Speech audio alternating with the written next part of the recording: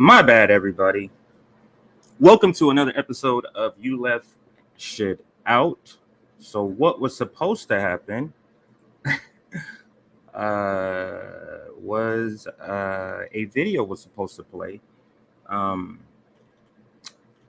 But I think because my computer went dormant, it disconnected the video that was ready to play. So I still want to play the video because the video is relevant for this episode. Where is the video? Okay, I think we're getting close here. Where am I? Okay, yeah, we're getting close here. It's one of the Kashama Sawant videos. And again, apologies, this was set up, but I had some sort of mix up here. Where is it? Is it this one? So you've seen, you've seen this episode where I went over a challenger from the left this video content here.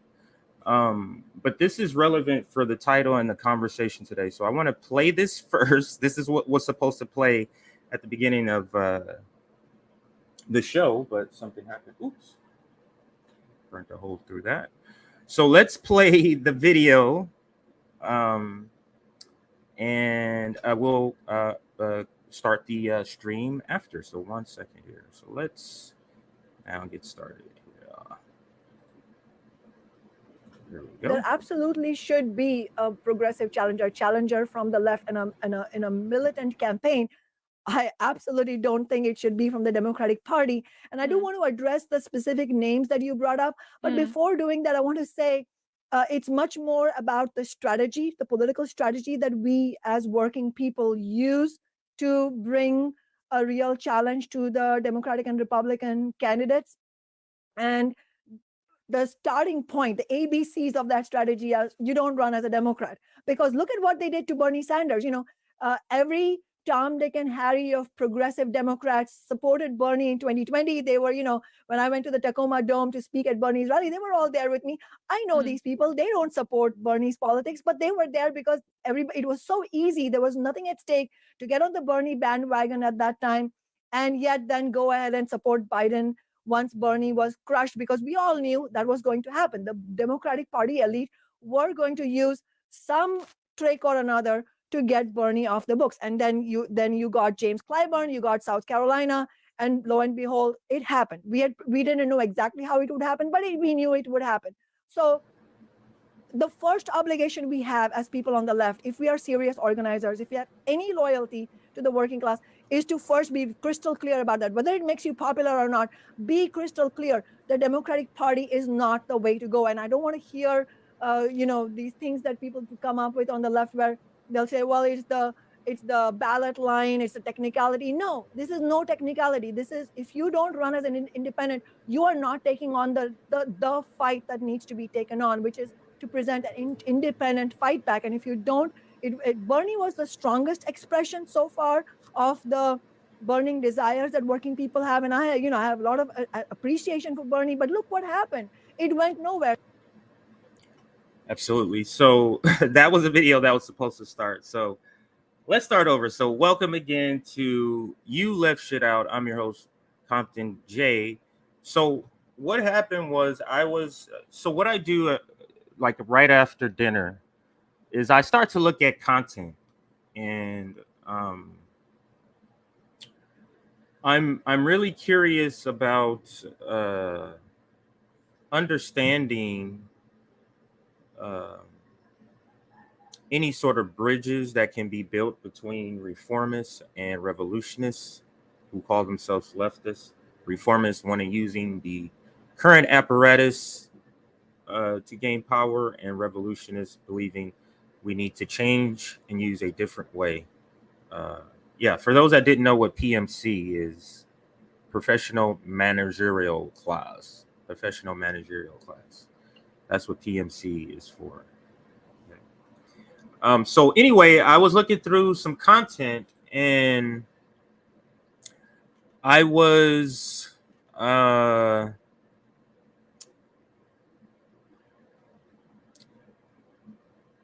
shockingly surprised by some of the stuff I heard, and it was on Jacobin,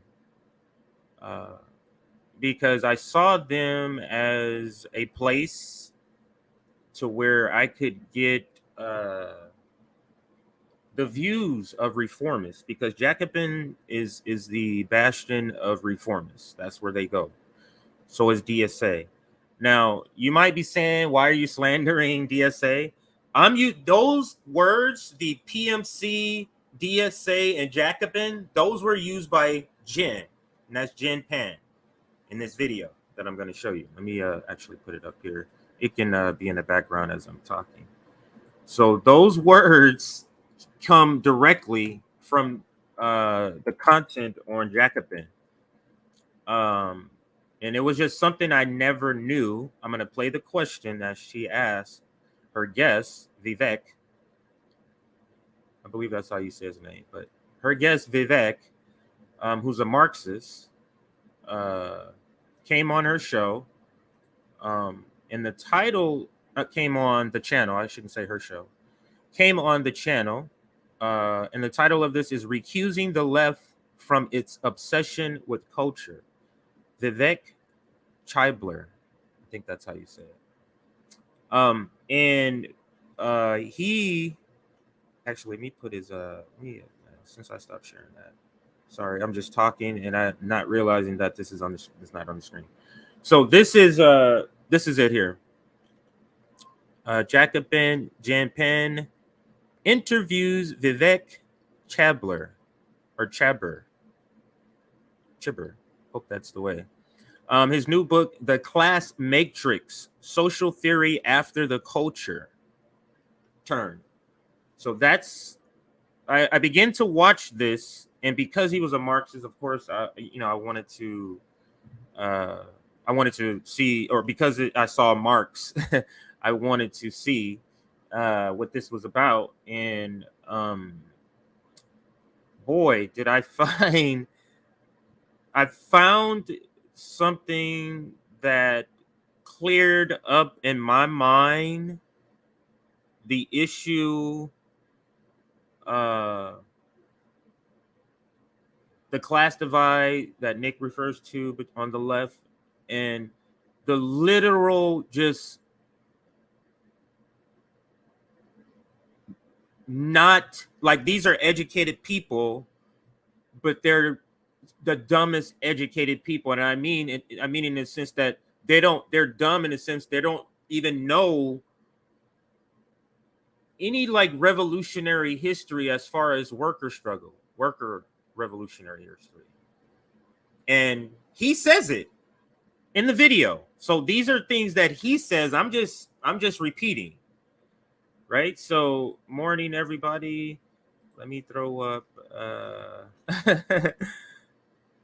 smart dumb people. Yeah, it was amazing to me that this question is a popular question. This is her phrasing. Yeah, I haven't been shaving. I'm growing mine like yours, John. I'm gonna grow mine out like yours. Hopefully it's the same. All white here, black on the sides. That's kind of dope.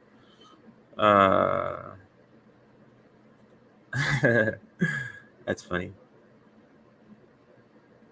Social Democrats. How dare you? They call themselves Democratic Socialists. And they are Social Democrats. They are absolutely Social Democrats. But they've changed the name. They've kind of updating the understanding of what a Democratic Socialist, including Bernie Sanders and AOC. They kind of like change the understanding of what that means. Absolutely. So glad to see everybody here. What's up, Trish? Alex? In Marx's term, it's pretty bourgeois, a class between proletariat and bourgeoisie, or labor aristocracy. Yes, yes, yes. This is sounding like poetry. Wage earners who have been bribed by. Yes, that's this class. that he speaks of. This is a great description, Marxist perspective there. If anybody doesn't like to read, I'm not a person that particularly likes to read. You know, they have all these books on video. You can literally find the Communist Manifesto. Just type it in. There's several channels that have it, and they read it, and you can just listen to it. If you don't have like one of those apps, I don't even know what they're called. You know, one of them apps where you can read books on Audible. I think that's one of them, Audible. But if you don't have that, you have YouTube. They have several books you can find on YouTube for free. All right, so let me see if I found the right spot. Let's see here. In fact, the problem lies in the actual structure of capitalism itself. So in many ways, that's like a much bleaker situation because it's much. Oh, wow. I think I picked the right exact spot here. So let's listen. Public opinion polls or focus groups or something like that. Your analysis of the world, what its structure is, and that tells you here's where I organize, regardless of what their immediate consciousness happens to be. That's where I organize. And then you build the consciousness. You know, I have to say, your book is in some ways a bit depressing, or at least sobering, because if the problem is false consciousness, that's actually kind of easy to solve because the answer is more magazines like Jacobin, or more YouTube videos, or like more philosophy professors, or, you know, more like pro-worker Marvel movies. The current left, more shaming. Right. Yeah, exactly. Right. Or more shaming and more hectoring. And yeah, exactly. But that's not, I mean, you obviously argue that's not the case. In fact, the problem lies in the actual structure of capitalism itself. So in many ways, that's like a much bleaker situation because it's much harder to fight against that. So I'm playing devil's advocate a little bit here, but what I want to ask you is like, why then, given that the deck is so drastically stacked against working people in this way, why should we still think of the working class as the agent of change?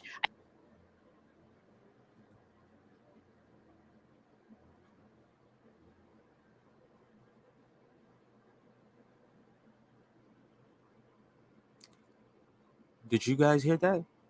Did you guys and gals and people hear that? This class of people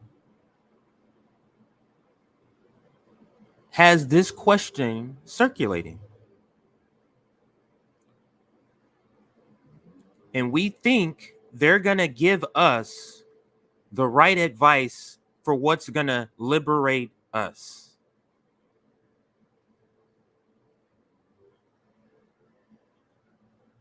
That question blew him away. That's why I stopped it there, because I want you to. He was amazed that question is being circulated, as I was. That's amazing to me. I did not know. Let me because because I know the video. Let me let it play more, and then you'll see the full what she says, and then we can talk more. Actual structure of capitalism itself. So in many ways, that's like a much bleaker situation because it's much harder to fight against that. So I'm playing devil's advocate a little bit here, but what I want to ask you is like, why then, given that the deck is so drastically stacked against working people in this way, why should we still think of the working class as the agent of change? I mean, lots of people have been, challenging that notion, right? I think a really popular one now is to say that the working class can't be an agent of change because white workers are just like too racist to make common cause with, non-white workers. And so we should, put aside the notion of the working class and organize along other lines like racial or ethnic lines. Or, you could even say, why don't we organize on the idea of like just a more general, like popular front of the people against like the elite? Why do we still care about the working class? It's a defining element of the current left that it has zero knowledge of history. I mean, absolutely none. It boggles the mind. So the immediate response ought to be, can you just give me some examples? Right. Can you just give me? You see his reaction? He's like, what the fuck? That he said it more professionally, and he said it. He's trying to be, in my opinion. I'm grasping what I believe. He's trying not to offend, because the question is coming from somebody, obviously maybe his friend, or at least somebody he considers a colleague. He comes on JACOBIN a lot. Like, he's amazed. Wow. Where do you think, what class would you say the media left people like Jank, people like Anna K from TYT,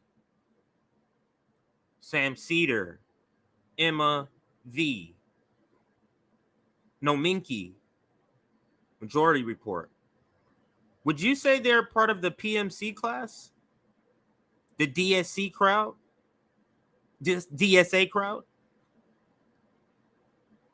The JACOBIN crowd? This question is a popular question in that circle. I've never heard of this question. I've never heard of this concept. Now, I've heard of the organizing with the working class, but not including Trump. That's not the same thing as saying let's organize under different lines. I just know people who believe we're still organizing under working class terms, meaning the working class is organizing together. We just don't want to include the far races. There is a crowd as that has that sort of ideology. But to say that there's a question circulating that we're organizing around anything other than working class, that blows my mind. That blows RBN's mind. Not officially, but Nick still kind of refers to us as a Marxist or Marxist-Leninist channel. So maybe there's a different level of scrutiny with that question, but that is amazing to me. That was not a question I thought I was going to hear here. But let's back it up a little bit, and then we'll get his full response to that question. Just amazing to me, though. The working class can't be an agent of change because white workers are just like too racist to make common cause with, non-white workers. And so we should, put aside the notion of the working class and organize along other lines like racial or ethnic lines.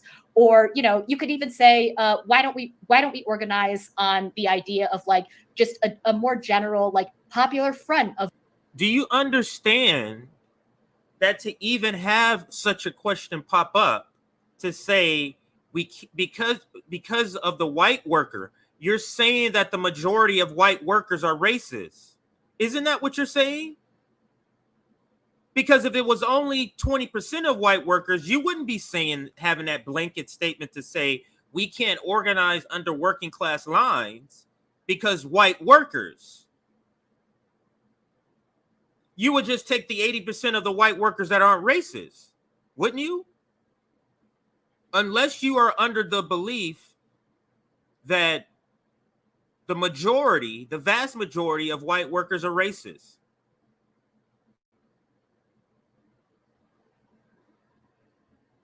Now, I'm not answering the question whether they are or not, whether that's accurate or not. I'm just saying that has to be your thinking in order for you to come to this conclusion to even formulate the question. Of the people against like the elite. Why do we still care about the working class? It's a defining element of the current left that it has zero knowledge of history. I mean, absolutely none. It boggles the mind.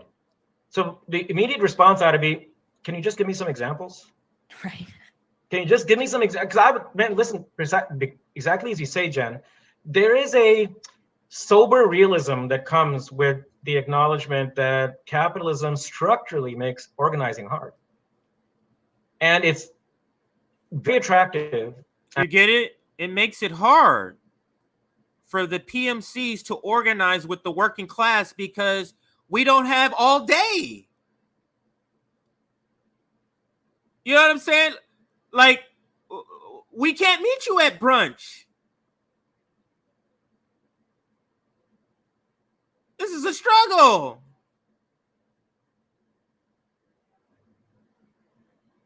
You only have, Friday night after 10 p.m. available. Can you meet then? That's not a good time for them.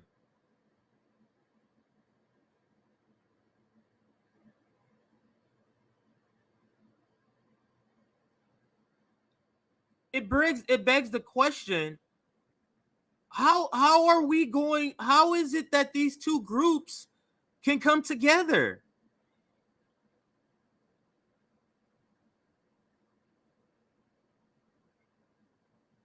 This class, the PMCs, the JACOBIN, they need to understand. They have accepted that they're part of the educated class. I'm going to show you the video where she says all this stuff that I'm referring to. This is not a slur.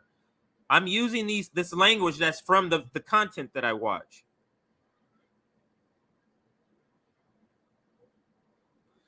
But if this class, the PMC, you have healthcare, but you're fighting for other people with healthcare, wouldn't that mean the people who actually don't have healthcare should be the ones on the forefront of voices? You should be falling back, letting them lead. And the problem is you're the one leading the working left into the fucking wilderness because you have no historical reference to any sort of working class movements. It is eye-opening, but it is so like making me understand, go, wow, this is why the friction. It's almost like like not even a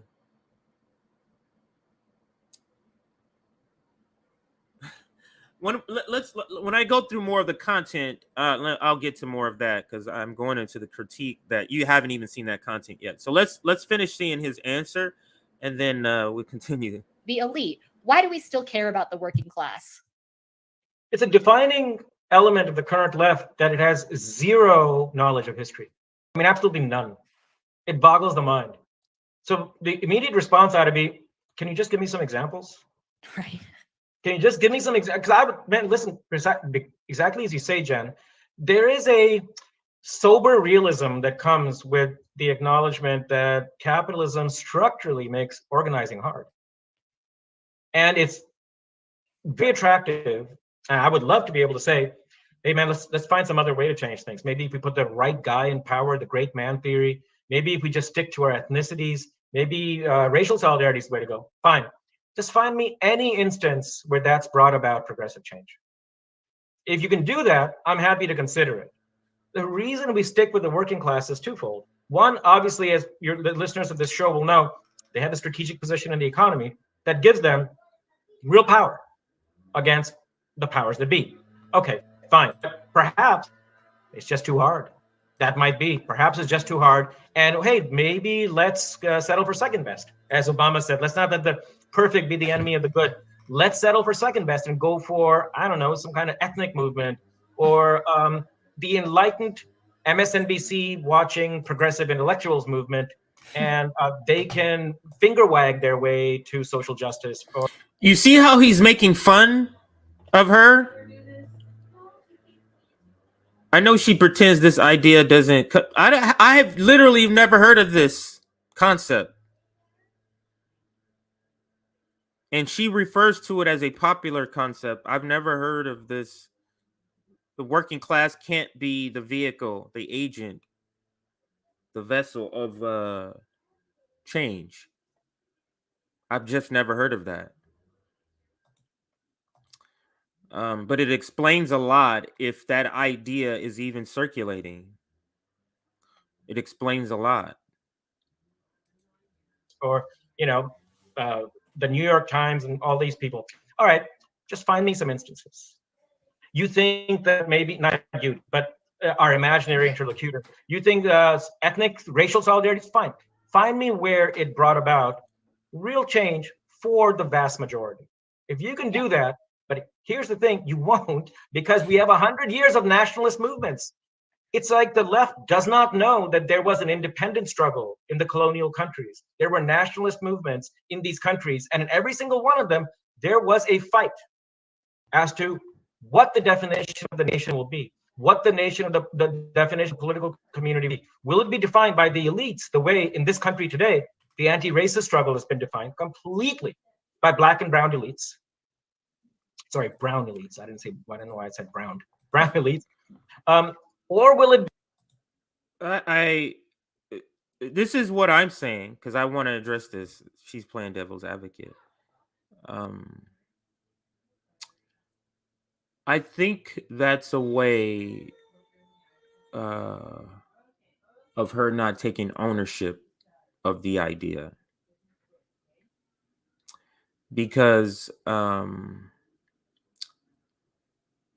his response to me is the evidence that this is such an absurd idea that it's past devil's advocate. You get what I'm saying? Like, it's devil's advocate is I'm presenting this argument as but the devil's advocate assumes that the argument is not insane. You understand? And the question is past that, and I think his answer and his reaction is evident of that. So that's what I'm saying. Like, this is the absurdity of it is beyond devil's advocate.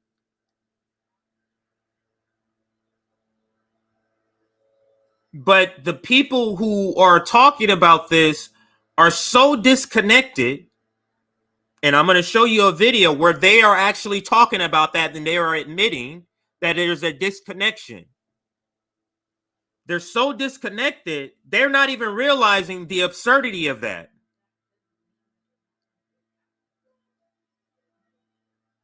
I think it also reflects how they view. How can they be the leading people when they view the working class this way?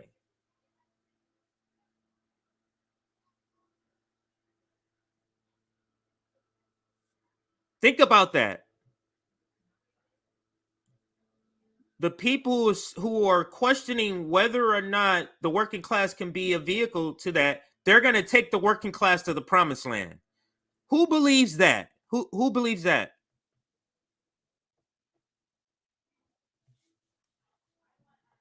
Now, all of this is not necessarily directed to Jen. I don't know her. This is probably the third video I've seen of her. Another one was I think her name was Natalie Shore, and it was about the end of AOC. And I thought it was an article that's talking about how she was disappointing the left, and then coming to find out that was an article that was trying to get people who thought that she was being terrible and giving her reasons to vote, to not walk away from her. And I was like, what the fuck is this? It was on the stream when I found that out. I didn't know that ahead of time. Because in the beginning, that's what it kind of reads like. And I was like, okay, this is part of what I want to say. Then I start reading more in the stream, and I find out that, wait a minute. And then somebody in the comments say, wait, no, Natalie Shore is part of the DSA. She was anti-forced to vote. And I was like, oh,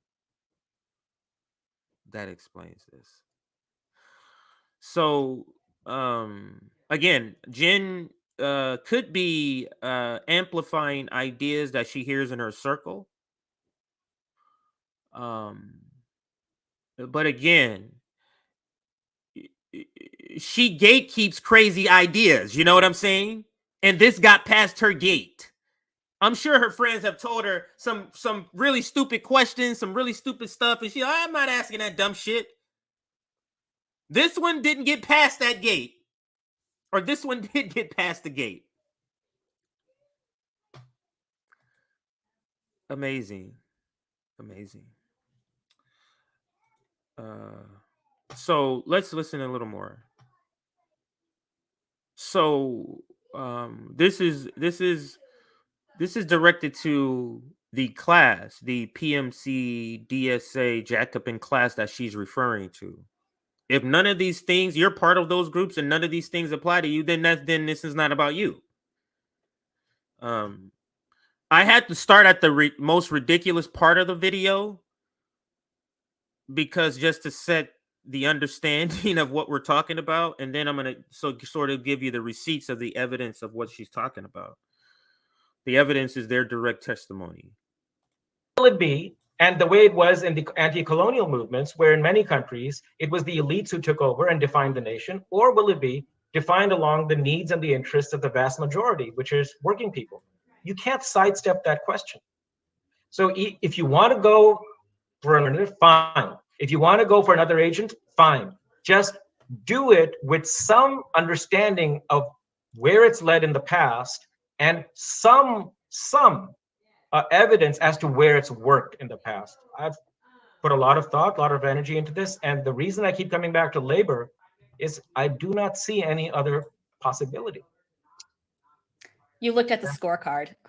Yeah, I mean, it's quite amazing to see the left say things like this, and then you say, "Fine, man, just fine."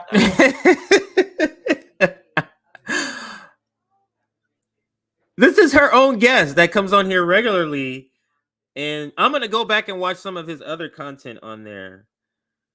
I have the same. It's quite it's astonishing to me that this is something that's come up, and you see his reaction. That to me, it makes it. This is beyond devil's advocate. This should have been stopped by your gatekeeping, your stupid question gatekeeping, your the gate that you have for all your the stupid questions your friends tell you to ask on stream. This slipped through. Oh man. So let's finish this and then I'll give you some of the backstory. You looked at the scorecard. Yeah, I mean, it's quite amazing to see the left say things like this, and then you say, "Fine, man, just fine." I mean, you think I'm happy beating my head against the wall, being an academic, trying to convince upwardly mobile grad students that Marxism or socialism is meaning? I'd love to join the party. I would love to join the virtue signaling, race baiting party and play the brown guy all the time. Why do I not? It's because it leads nowhere. Yeah. All right. Well, Vivek, So it sounds like Vivek is a good one, a real one, and he's trying to get this class to understand how this is going to work. So he's there working on the inside, hopefully. So this is a good thing that he's there because he's pushing back on how ridiculous this is. This is ridiculous. Now. There's another video. Actually, I'll just bring it up here. How do I? Okay, there you go. Let's go to history. So I'm on the Populist Voice channel. So, where's the other one? This one here. This one is titled "Is the Left 2PMC?" Is somebody? So this is PMC talking about is the left to PMC. So I thought this would be a fascinating question. Actually, I found this video first before I found the other video. And then I was like, man, I need to understand how to approach what is this really talking about. And voila is what it came out to be, what you saw, or the title and the thumbnail. Quickly, please like the stream, please. Let's see what we're at. Let's do a like check and a comment check. The comments are kind of stacking up here. Today's Friday, so we know it's always a lot slower on Fridays. But happy to see everybody here. While we got 200 people, more than 200 people, we have 125 likes. Can we push that to like 175? That may get some more people in the chat, some more eyes here. So with over 200 people, I think we can get to like 175 likes. Let's try to do that, if you will. And then let's also look at some of the comments we have here so far. Let's toss some on here before we move to this next, like, sort of receipt section here, with their own testimony. No, don't know the conversation, but I'll throw that up there.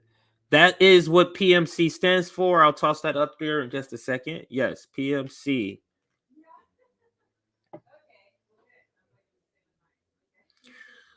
I bookmarked one of those. You said there's two. Okay, I bookmarked one of those. So I have a lot of stuff bookmarked. So I kind of go through. So this one I didn't. No, I didn't have this bookmark. I'll go through my bookmarks. I have to feel the subject. I'm very moody in that way. Like I have to feel the subject. So I'll look through the stuff I have bookmarked. And then one time, and then I'm like, oh, I feel like doing that, and I'll do it. So look through my bookmarks, didn't see anything I like, and then I found these videos. But I did add Catherine Liu to, I think that's how you say her name. Did I say it right? Hang on. Catherine Liu. Yeah, I think that's it. What pundit was it that thought labor organizers looked like thugs? Was it?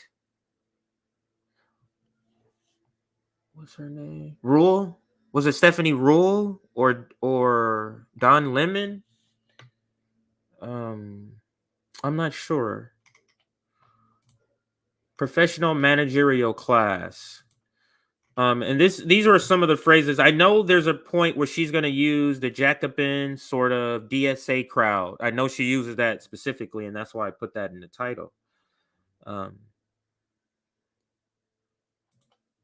Yes.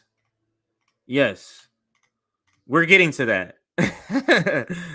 That's actually, see how you're spoiling these one of my things that was one of the clips I was gonna go get to. Just joking. But yes, he does say that. Let's see. But I'm learning. Okay, Zoya's here, so I see somebody referring to. So I'm learning.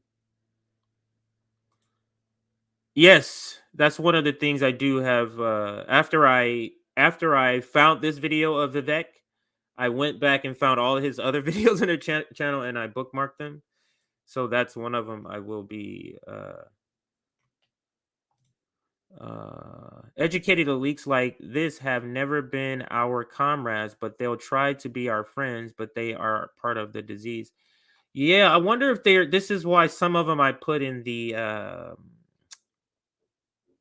What Malcolm X and MLK refer to as white liberal, what I will now update the language to include white progressives. And it's not, doesn't mean you literally have to be white. It's that thinking. Here it goes. Zoya. There's nothing astonishing. It's the millionaire class protecting its interests by co-opting worker movements. You're right. That part is not as what's astonishing to me is that she didn't keep this stupid question like to the millionaire class. That's what's astonishing, is that y'all didn't go. It's because if they've read a little bit of Marx, they would say, don't say that. Don't. Let's use a different question. Like, I think she would have said something like that. It's just a weird question to put out there to especially to him, I thought. But let's listen to a little bit of this. The question is the left too PCM? So it's unique to me, or it's curious to me, that they believe the majority of the left is PMC. That's curious, and among with some other things. So let's listen to, this is Chris and Jen. Something we talk about on the show quite a lot is the class composition of the left today, which you had alluded to in some of your earlier remarks. And, obviously what we're looking at is the various ways in which the current left, the actually existing left, is unfortunately in many ways disconnected, not just from the labor movement, but from the broader working class in general. And what I mean by that is, compared to the general population. So you hear what she said, and you see why my ears were perked up, because she started right out the bat with a question that I'm like, wow. Let's listen again. Something we talk about on the show quite a lot is the class composition of the left today, which you had alluded to in some of your earlier remarks. And, obviously what we're looking at is the various ways in which the current left, the actually existing left, is the current left, the actually existing left. Unfortunately, in many ways, disconnected, not just from the labor movement, but from that left is disconnected from the labor movement. If they're disconnected from the labor movement, wouldn't you say, actually, that's a different question. The broader working class in general. And they're disconnected from the broader working class in general. That's curious to me because, like, I'm in the working class, and everybody I know who's left, or the majority of people I know who are left, are in the working class. So I'm wondering, who is she referring to? That's what's curious to me. And what I mean by that is, compared to the general population, the left today is really like disproportionately college educated, or what we might call middle class. Or is that true? I want to get some of your answers before I continue. What she just said, I'll rewind it just to give the statement, and it's what, 1228. So all the answers after 1228 will be answering this question. So, or 1228 and after. I'm sorry, I shouldn't say after 12. Or professional manager. Let me rewind it a tad so you can hear. Right about here. The left today is really like disproportionately college educated, or what we is the left disproportionately college educated? Can somebody answer that question? Is the left disproportionately college educated? Might call middle class, or is the left disproportionately middle class?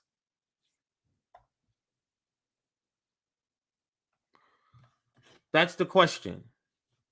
And let me get your answers. There is no left. That's a suitable answer in my opinion. Well, I'm not really judging answers. That's an answer instead of saying suitable. I shouldn't add that in there. No way. That version of the left is kind of question mark.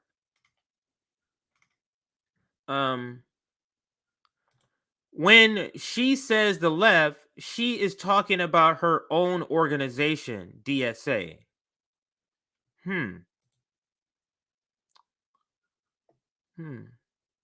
So if you're disconnected, I guess you can come to this conclusion, is if you're disconnected from the broader working class,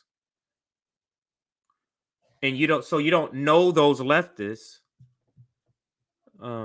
in the working class, so you're looking at all the people surrounding you when you're at these events for left movements, and they're all in college, they're all doing these things, they're all graduates. So it's her reality that's the makeup, but what I'm getting at is she talking of, is in her mind she only referring to the people in her circle, or does she think the people in her circle are all the people that's part of the left? You get what I'm saying? That's what I'm just curious to understand. Or professional managerial class, right? And, there's obviously been a lot of good writing and thinking about how this can be a liability or a limitation. And I think that's something that was really interesting about your article, is you point out that it's not actually always that cut and dry. So a lot of DSA members, writers for Jacobin, you yourself, and that's where I got the phrase, that line right there. a lot of DSA, a lot of JACOBIN, you yourself. So that's why I put those in the title. That was really interesting about your article is you point out that it's not actually always that cut and dry. So a lot of DSA members, writers for Jacobin, you yourself, and this kind of new crop of progressive politicians that are now running for office, you argue are part of what you might call the liminal left. So liminal left. That's actually, you can look up his article on Jacobin. Liminal left. Liminal, I think. Liminal left. His name is Chris Maisan. I believe that's how you spell his name. I don't know how to say it. Manson. You can look it up. You do have to be subscribed to read the whole thing, and I'm not. Of course, I'm not going to subscribe to that. But listen. I really liked that term. Explain what you meant by that and why this distinction is useful. Yeah, sure. So, the article that I wrote for the most recent print issue of Jacobin is just a short review of what I thought was a pretty good book by a writer named David Friedlander. It's called The AOC Generation. And yeah, it's just like a very, kind of breezy journalistic look at, this kind of rising younger new left that's come onto the scene in the U.S. over the past few years. Obviously, AOC herself is kind of the main focus of the book, and he follows her career through the course. So the article that he wrote, The Liminal Left, is sort of a review, is how he described it, of this other book. Course of this book, but he also talks about DSA, Jacobin, and many other expressions of this kind of new left-wing ferment that's cropped up in the U.S., particularly in the wake of Bernie Sanders' 2016 presidential campaign. And as I said in the review, he doesn't really draw it out very explicitly. But when you read the book, and at least I was definitely struck by this, what you find is that a lot of the individuals that he's talking about or profiling in the book occupy this kind of very sort of like in-between sort of space socially. In a lot of cases, it's the children of immigrants. Mm-hmm. In a lot of cases, it's, working class or middle class kids who are going to elite educational institutions, but in many cases are like the first person in their family to go to college, right? And still have like extensive, social, familial, etc. ties to, kind of a non-elite world, like back in their family or back in their. Are you picking up on the language that they're using? Non-elite world? What does that mean? What does that reflect on their ability to organize with the working class? To me, non-elite world is very reminiscent of third world country. To me. What say you in the comments? Not at all.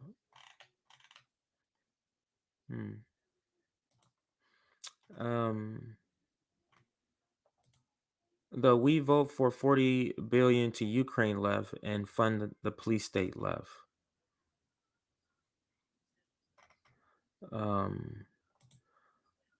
Their understanding of the working class are like TV sitcoms, which have struggling workers like in very roomy apartments in New York City. That's funny.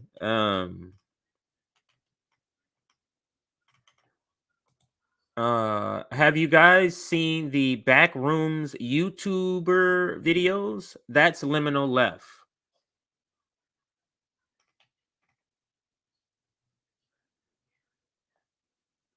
Corporate captured left. The socially acceptable left. The Elon Musk left. I don't think they like Elon Musk. The unconfrontational left. Rimming the liminal. The Jeff Bezos left. The Mama Bear left. Lots of different Lots of different suggestions there. All right, so back to the video here. Back in their old neighborhood. I can definitely relate to this myself. I did not go to Let me rewind that part so you can hear that again. working class or middle class kids who are going to elite educational institutions, but in many cases are like the first person in their family to go to college, right? And still have like extensive, social, familial, etc. ties to, kind of a non-elite world, like back. Basically, people who have made it out of the hood who still have family and friends who live in the hood. Am I hearing something different than you're hearing? Because that's what I hear. Like back in their family or back in their old neighborhood. I can definitely relate to this myself. I did not go to a super elite institution. I went to Rutgers in New Jersey, a state school. I went to the campus in Canada. It's curious to where he refers to non-elite school. Rutgers is a non-elite school. I'm in New Jersey, which is one of America's poorest cities, and it was a very eye-opening experience to go to school in that kind of place for me. But first person in my family to go to college in my immediate family, and I've gone on to do things like write for Jacobin and what have you, and reading the book, I could relate in a lot of respects to like this sort of in between or neither nor or both and sort of social location that a lot of the folks profiled in the book, but that you also run into like in the real world who are involved in organizing or involved in intellectual work also come out of. And I thought that was really striking. And I think in a lot of ways kind of indicative of and kind of a continuation of what I think is a long-standing kind of trend or situation on the left where, it's like if you look throughout, the history of the left, both in the U.S. and many other places, you find a lot of people who, occupied this kind of social position, were, kind of. He's trying. They're finding it so hard to describe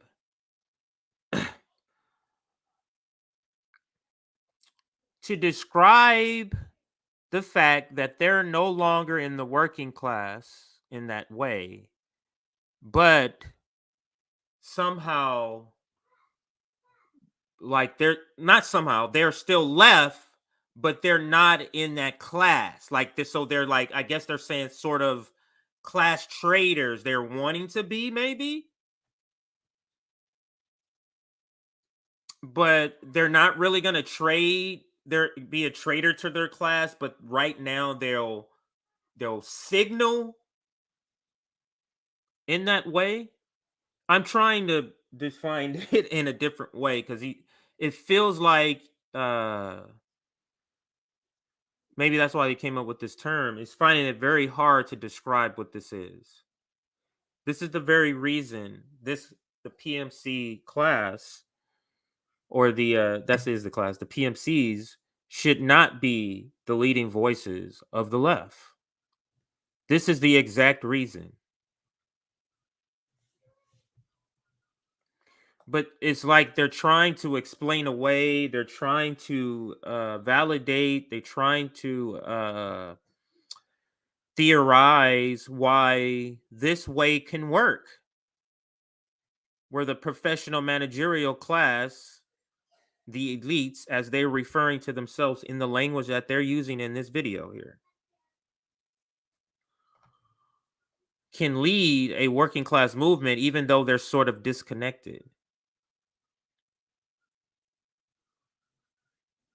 And it's connected to the other video, how she's questioning it. You see, it feels like it's like they're so frustrated that they're disconnected, maybe by what we're saying or what we're requiring or what we're wanting doesn't really mesh with what they're wanting. But we're still left. We're still all wanting some overlapping ideas. But this is clearly frustration with the concept of having to organize with the working class. if you kind of pair these two videos that we're talking about here, this is it. This is sort of I feel like I've discovered something. I've seen Annan in a while. What's up? The middle class are not moving upwards. It's over for them too. They need to pull their heads out of their tootsies. Absolutely. And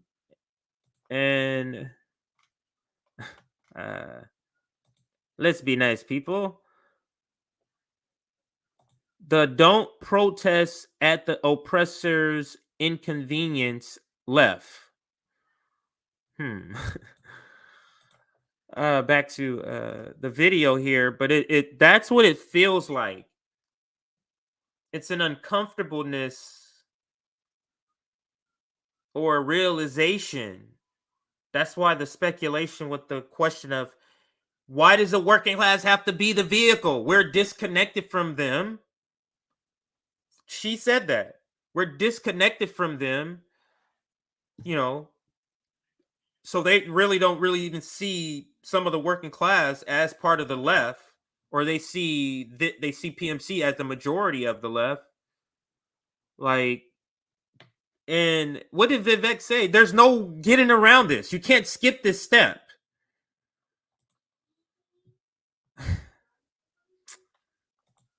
There's no getting around the point that I make, which is the marginalized people are the ones who should be leading this, should be the leading voices. And you are providing the support, the PMC class. That's literally how it should be. Caught between worlds, or have a foot in two worlds or three worlds, although that metaphor, people don't have 3 feet typically, but you get my point. So I thought that was really interesting, and I think that kind of situation really captures a lot of what defines this younger new left in the United States, but also if you look at many other countries, particularly in the kind of rich capitalist world. These sorts of younger, newer left-wing formations and movements are drawing on an extremely similar kind of social milieu. So what's going on here? To a significant extent, I think that this reflects, structural. So tell me if this is an overreach, but I'm finding that that I'm feeling like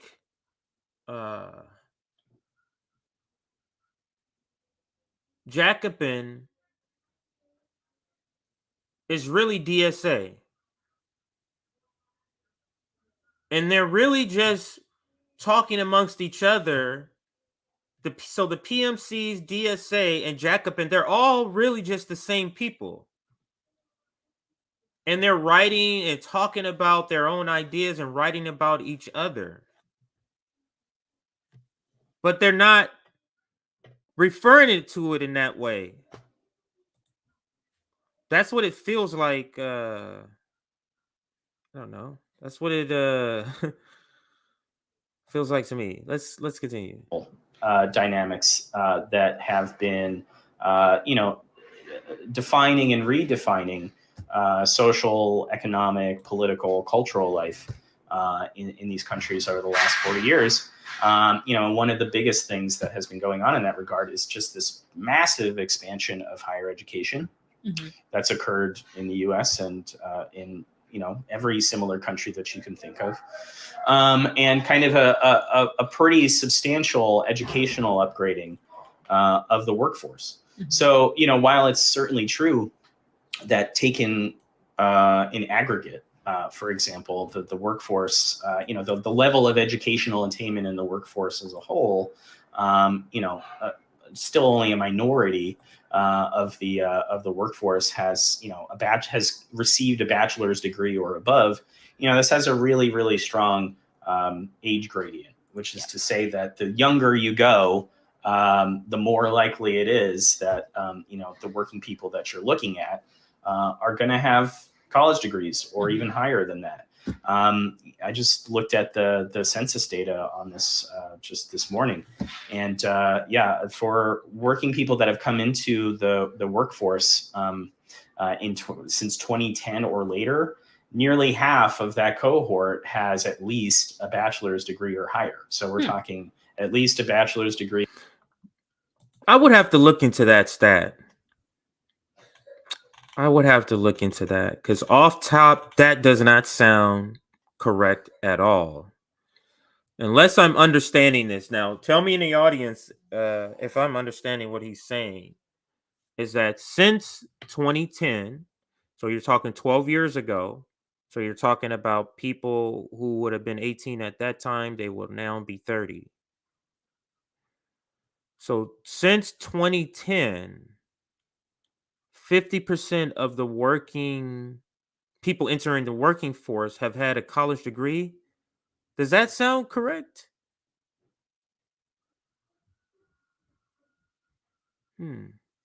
It could be. Maybe it is.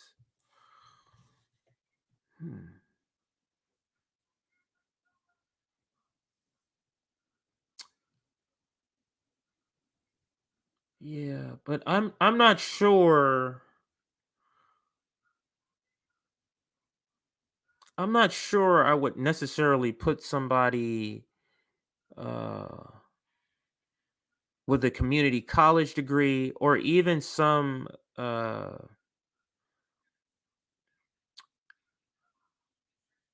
bachelor degrees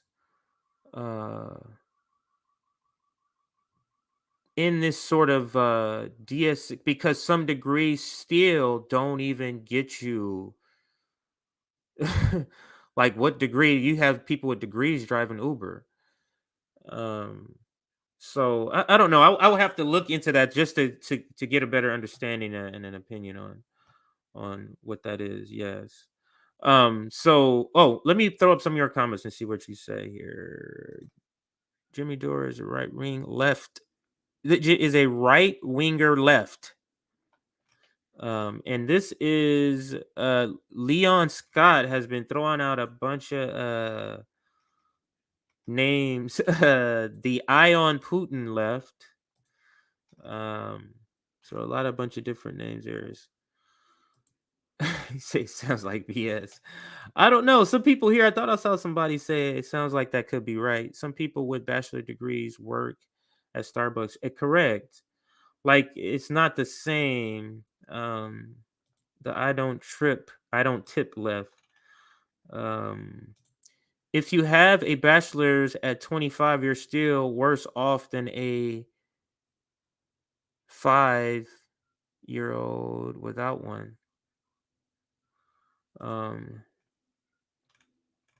Where else were we?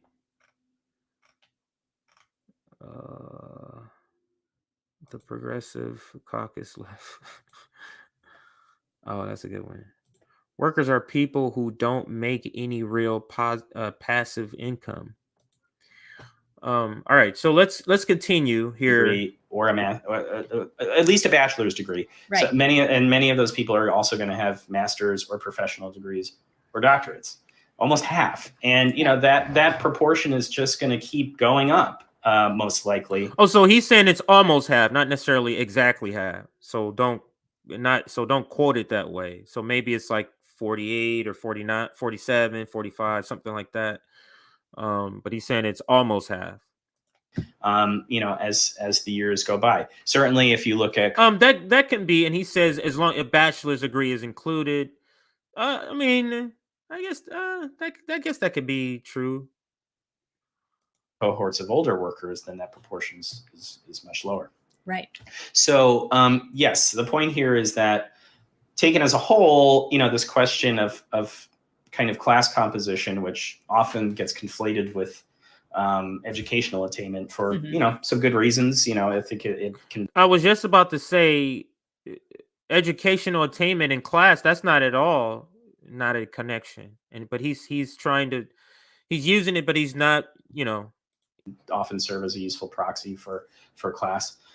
You know, it shows you that he's saying it often so he's using it, but he's not feeling as secure and saying this is a good tool, a good way to judge class, because it's not.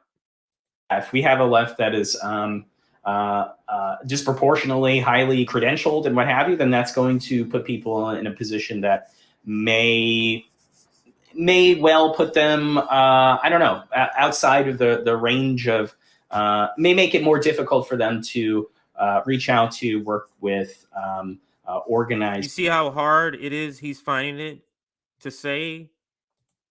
They're talking about themselves. This is what I was referring. They're literally talking about themselves. PMCs are talking about themselves here.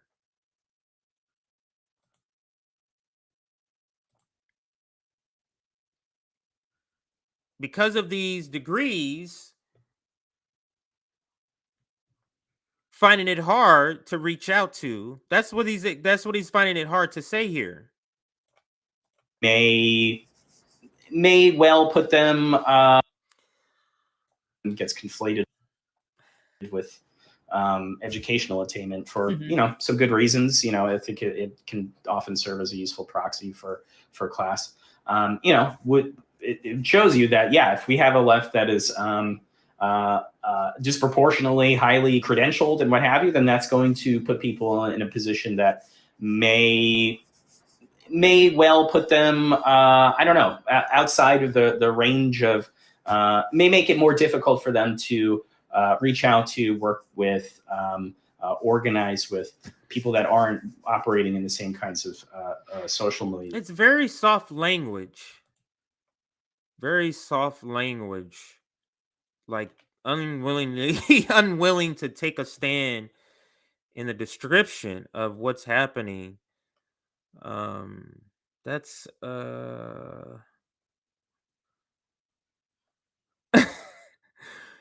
that's what he's trying to say.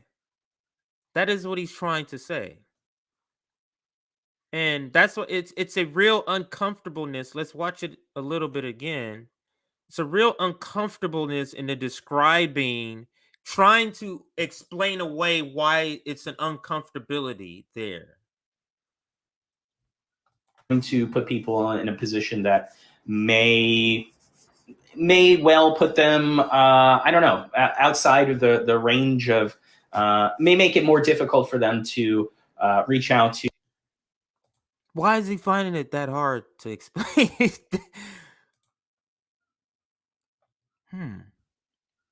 To work with, organize with people that aren't operating in the same kinds of, that don't have college degrees, is what you're trying to say? Social milieux, but at the same time, it's if you kind of break that down a little bit more, I think the story becomes a little bit more complicated, and especially when you're looking at among younger workers in particular. Like I said, about something like half of the workers coming into the workforce these days have college degrees, or even higher than that. So I think it's kind of a complicated sort of story in that respect. Sometimes you encounter the argument that this kind of cohort of people, younger, highly educated people, kind of have interests in opposition to. He's saying it right here. So he went to explain the reason why these college degrees, people have college degrees, these working class people, these people, maybe you wouldn't use working class, or this group of people, right? Find it a little hard to organize, speak to, be with, other working class. Now he's going into how the two groups have different interests. Now you see how this is connected to the other question of, oops, let me take your comment out. The other question of, why does the working class have to be the vehicle? Let's listen. this is maybe I'm a nerd or a geek. This is very eye-opening to me to hear them say this. Sometimes you encounter the argument that this kind of cohort of people, younger, highly educated people, kind of have interests in opposition to people in other sections or segments of the working class. I don't think that's necessarily true. I do think that there are both kinds of cultural things that might make it kind of challenging just in practice to kind of organize with, relate to, work with people. Do you not hear what this guy is saying here? Oh, I'm curious to hear what Nick would say about this. Nick, are you here in the comments? I'm curious to hear what Nick would say. So if you have something to say, type something, Nick. This is crazy that he's saying this out loud. Let me make sure I'm hearing where I'm hearing. Sections or segments of the working class. I don't think that's necessarily true. I do think that there are both kinds of cultural things that might make it kind of challenging just in defund the police practice to kind of organize with, relate to, work with people, etc. Defund the police. Is that not what he's saying? Wow. Yeah, and that specifically about defund the police, I'm curious to hear what Nick says. But I think we're gonna probably double back on this particular section of this video on the Nick and CJ show whenever the next time we do it, because wow. Let me let him play this whole thing without the stopping and starting here. So I think it's kind of a complicated sort of story in that respect.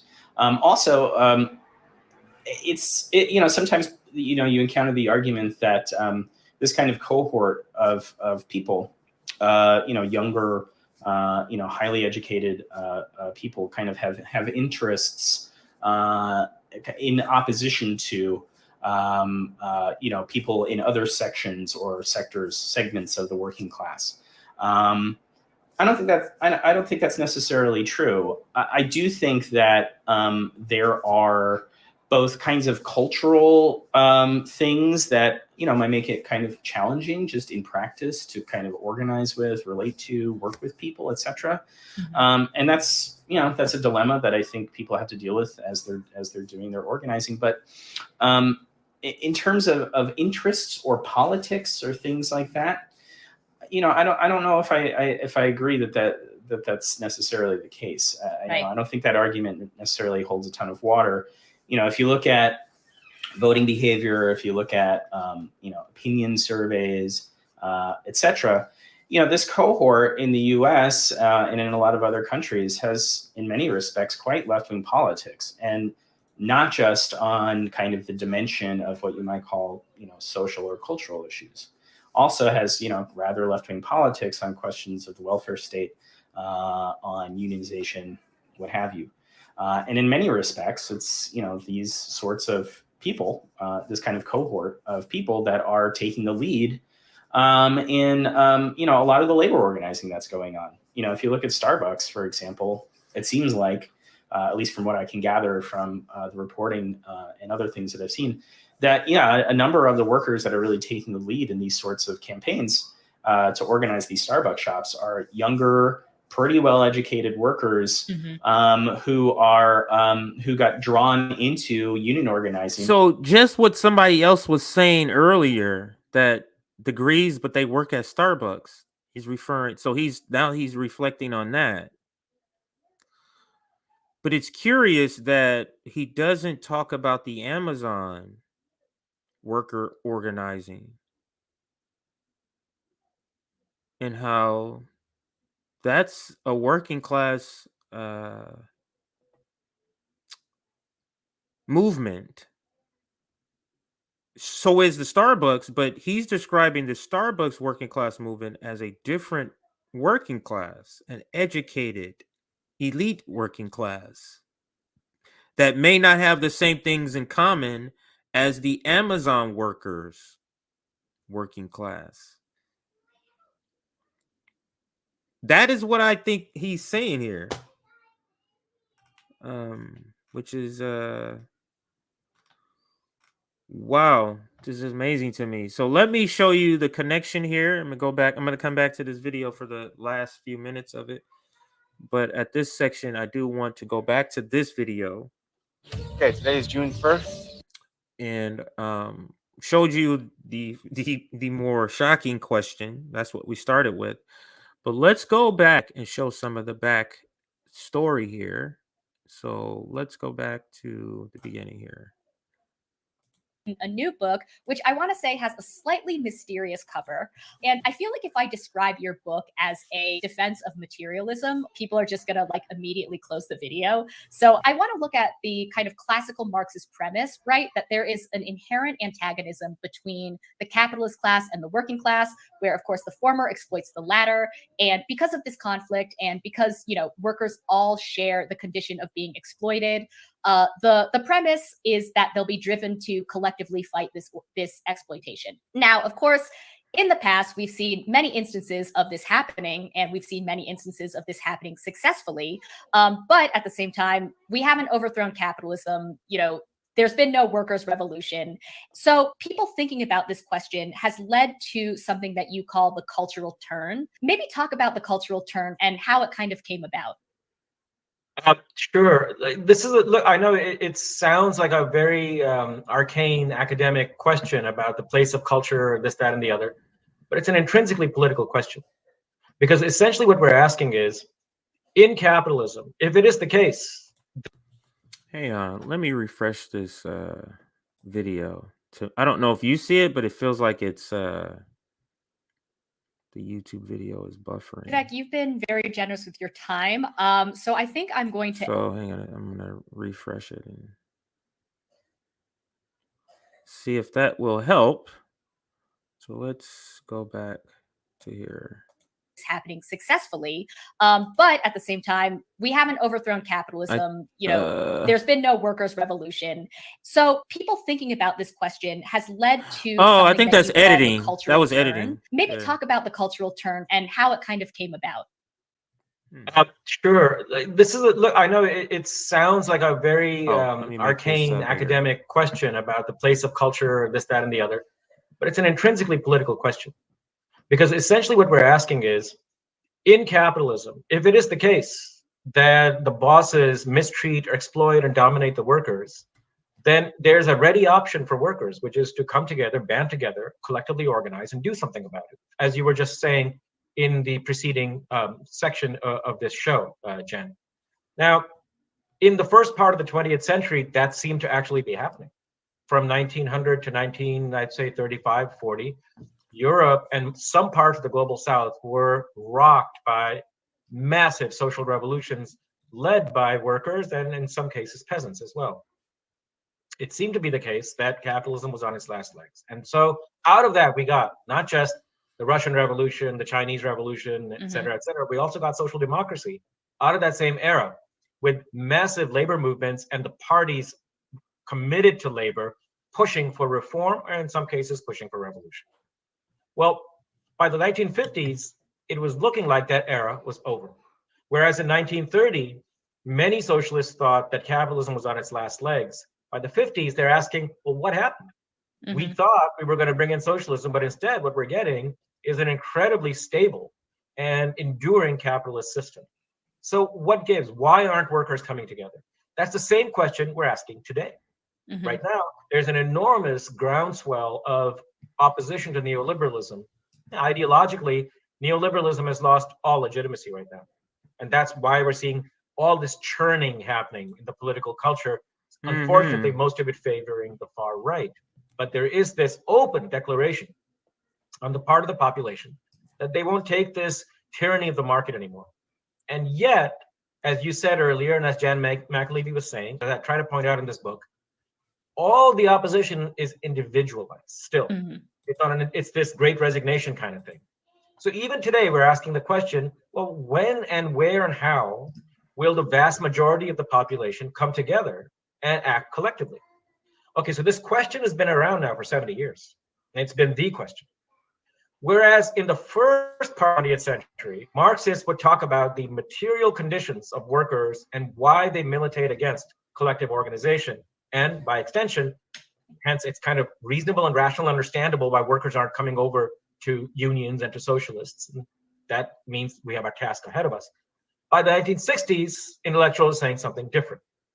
It's that the reason they're not coming together is because of the weight of culture, of ideology, of indoctrination. So the reason,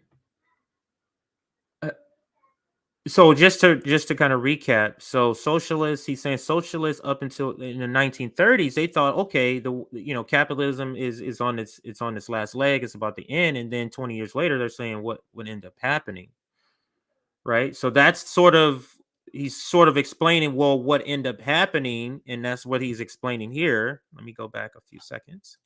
Collective organization, and by extension, hence it's kind of reasonable and rational, understandable why workers aren't coming over to unions and to socialists. And that means we have our task ahead of us. By the 1960s, intellectuals are saying something different. It's that the reason they're not coming together is because of the weight of culture, of ideology, of indoctrination. The reason workers aren't coming together is because of the weight of culture, ideology, because of propaganda, several different reasons that he's naming. Indoctrination, of socialization, things like that. And very quickly to this view that workers don't understand their own situation. The problem with that's essentially what that was. I said it, but that's a better description. Workers don't understand their situation. them is their consciousness is wrong, their ideology is wrong, etc. And this was at the heart of what's called the cultural turn. This entire intellectual trajectory came to the conclusion that the reason Marxists have not been able to understand why workers haven't revolted or come into collective action, etc., is because Marxists never appreciated the importance of culture. Now, that may or like he didn't appreciate, like he thought that the conditions of capitalism would be so great it would overcome all the ills, all the other ills, the propaganda, the indoctrination. And he's saying Marx didn't fully appreciate that, because socialists now are saying the weight of all of that is what's preventing workers from coming together. And that's sort of like what we talk about here on RBN, the indoctrination. We use propaganda. may or may not be true, but it had one very important implication, which is that intellectuals quickly came to the view that there's no such thing as objective interests, there's no such thing as structural constraints, there's no such thing as the imposing weight of the class structure, and instead politics is really all about how you look and understand the situation, how you come to ideologically look at the situation. So politics becomes all about culture now. Changing politics means changing people's culture. And one implication of that was intellectuals understand the situation better than workers do. So it fed, and you see it now on the left in this country and elsewhere, there's an enormous condescension towards workers. There's this incredible feeling. Yes. And it was sort of being talked about in the other video when Jen is having a conversation with Chris.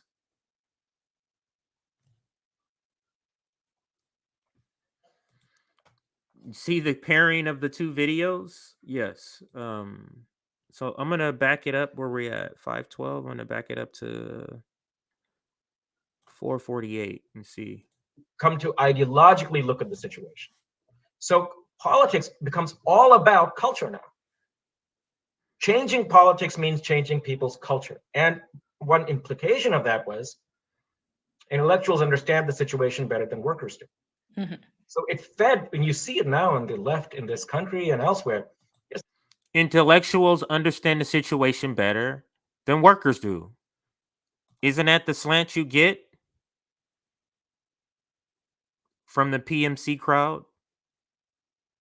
From what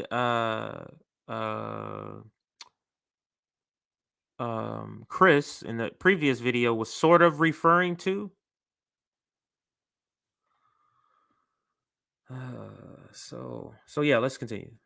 There's an enormous condescension towards workers. There's this incredible feeling that they're dupes, they're idiots. What's the matter with Kansas? Why aren't they doing what they're supposed to do? They're fooled by Trump. They're taken in by this. They're all taken in by various aspects of culture. But we understand. The intellectuals understand. It's exactly the opposite of what's. That's exactly the projection they have. That is exact what he just said in that sentence. That's exactly. He is right about the perspective. The Marxist crowd can be real snobs. And where is the other one I wanted to put up? I like putting up comments that are contrary also. Sometimes you will endure the pain of the liberal world order and be happy. Klaus Biden.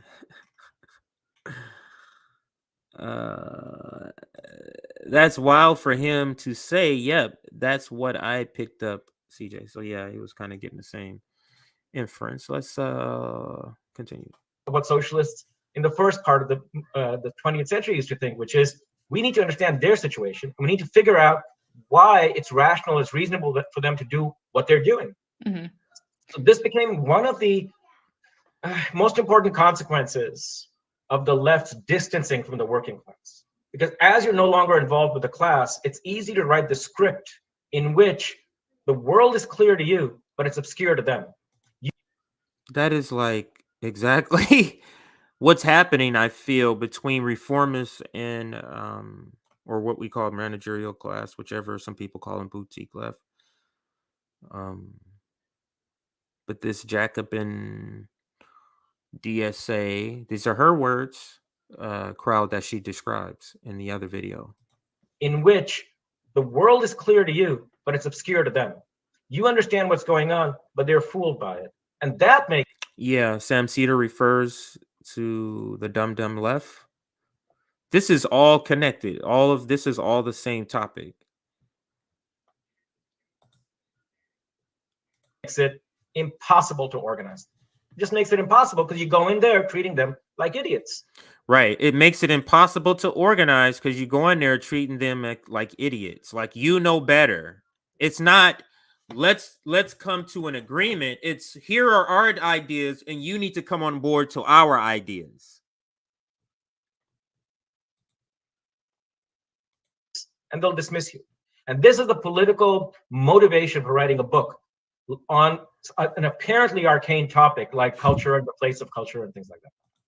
Well, I want to follow up on that because you're right. I mean, it is very common to hear these days that workers are, acting or voting in ways that are not in their interest, right? Like this is the common narrative that we heard after, I don't know, however many elections that, every election. Every single election. No, you're right. Yeah. I've been in this country since 1980. Every single election, the left says, what a bunch of idiots.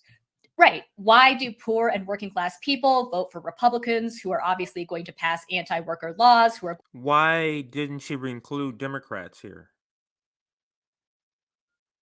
Voting for Democrats is also voting against your interests. Here is where that huge blind spot and why. How can we organize if she doesn't include Democrats? You see where it's they have to give up Democrats in order for them to organize with the working class. Let's see. Hang on a second. Are they throttling my streaming? Are they throttling my stream? Now, I know their video might be buffering, but is the whole video buffering? It's buffering for her. Okay. I don't think it's buffering for everybody. Yeah.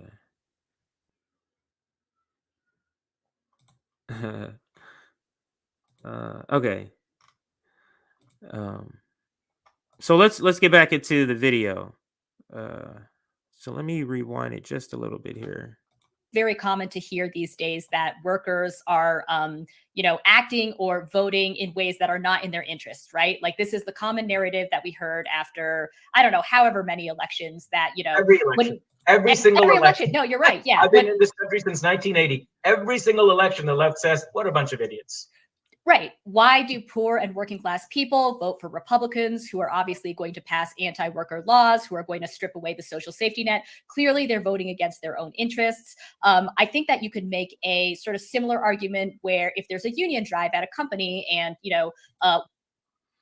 Democrats have to be included workers here. vote no, as in Bessemer, Alabama, these workers, one would say, why did these workers vote against their own interests? So if you reject the idea that these people are dupes or victims of, false consciousness or brainwashing, which clearly you do, how do you explain this phenomena? It's a very good question. You have to distinguish between two things when it comes to the decisions workers are making. One is their ability to understand their immediate experience of being a worker. They show up at work every day. They're treated like shit by their boss every day. They feel the insecurity of the work. They feel the overwork. They know that their wages are low. No amount of ideology, no amount of socialization, no amount of indoctrination can fool them about that. Mm-hmm. And they're all motivated centrally to do something about this economic foundation of their lives. If you look at polls of American population, there isn't too much disaggregation by income in the polls, but it's remarkable that amongst the general population, year after year, decade after decade, and they're asked, what's the most important issue in your life? It's economics. It's always economics. And if you stratified it by income, you'd find it even more staggering. And true, I guess one has to say this to the American left, even Black and brown people care about economics. Right. So here, this is true all the time. They know it. Okay, there's no. Right. But you see why he had to say that? Because the left that she described has to be told that, I guess. No fooling them about that. So think of that as your interest, your perception of your immediate surroundings and of your immediate circumstances. Now you want to do something about that. To do something about that now does require going beyond your immediate experience and thinking about strategies, getting the information around what kind of strategy might help you, and information around what kind of policies might be policies from the government that help you. Which point you have to rely on others. You have to rely on the media. You have to rely on parties. You have to rely on intellectuals, because they come to you and they say, hey, we know you're being screwed. Here's how we can make it better. Now, when they say, fight your boss, it'll be better, that they understand. But they also know that there's a wider economy, a wider system, and their individual firm, their individual establishment where they're working is part of that system. And in order to make their factory, their hotel, their restaurant survive and do good enough that they can get higher wages, this thing called the economy has to also do better. This thing called government has to also be friendlier. This thing called trade has to also work towards them. And they don't know anything about that. So now they have to get information from the so-called experts. In the struggle for information, of course, when the media is dominated by capital, when intellectuals are slavish to the parties and to the establishment, Right. and politicians are bought over by the corporate community, what they'll be getting in the way of solutions is propaganda. Right. And of course, they're vulnerable to propaganda at any time. They're especially vulnerable to propaganda when there's no institutions of the working class to give them accurate information, the way unions used to do, the way a socialist party might do. Mm-hmm. Therefore, they're angry about their situation. You can't fool them about that. But they might go and vote for the Republicans because the Republicans say to them, do you know how to make your jobs more secure? Cut taxes. Mm-hmm. You know how to make jobs more secure? Stop immigration. Why wouldn't they be fooled by that? Intellectuals are fooled by it all the time. The people who are most credulous towards nonsensical ideologies are intellectuals. Right. And they actually have the means to sit and read and assess these arguments. For a person who's working 12, 16 hours a day, sitting in front of the TV, sees educated people and gets this information from them, of course, propaganda. They're desperate and they'll try any solution. So there's no mystery there. They are not acting against their interests. They're trying to act for their interest to the best of their ability. And that includes the informational resources that are made available to them. And that's why the propaganda was so important. Yeah, so I want to ask a kind of similar question, which is that in your book, you talk about how a big part of the cultural turn, or a big part of the culturalist argument, is that workers are sort of actively consenting to their participation in the capitalist system. And what's interesting about your book is you argue that consent does play a role in kind of keeping capitalism like chugging along, so to speak, but that it doesn't function exactly in the way that culturalists claim that it does. So how exactly does this idea of consent work under capitalism? Well, when it's forced consent, because you prevent all other options to live. So you have to consent to go to a bad job. You have to consent to take a low wage. Otherwise, you don't survive. You don't eat. So it's forced consent. It's like he's going to give this analogy. It's like a gun to your head. You give, hey, gun to your head. Give me your consent. But the gun is forcing you to consent.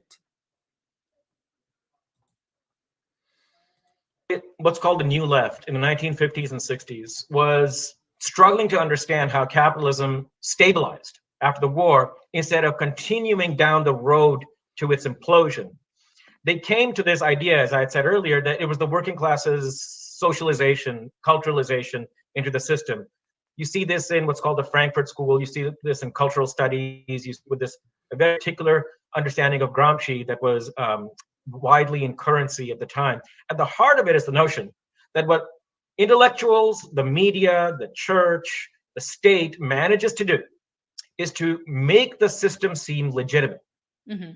To the workers, and therefore elicits their consent to the system. So capitalism is surviving because workers are consenting to their place in the system.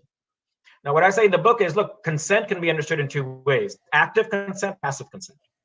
Active consent is when I see a particular circumstance or situation as intrinsically desirable.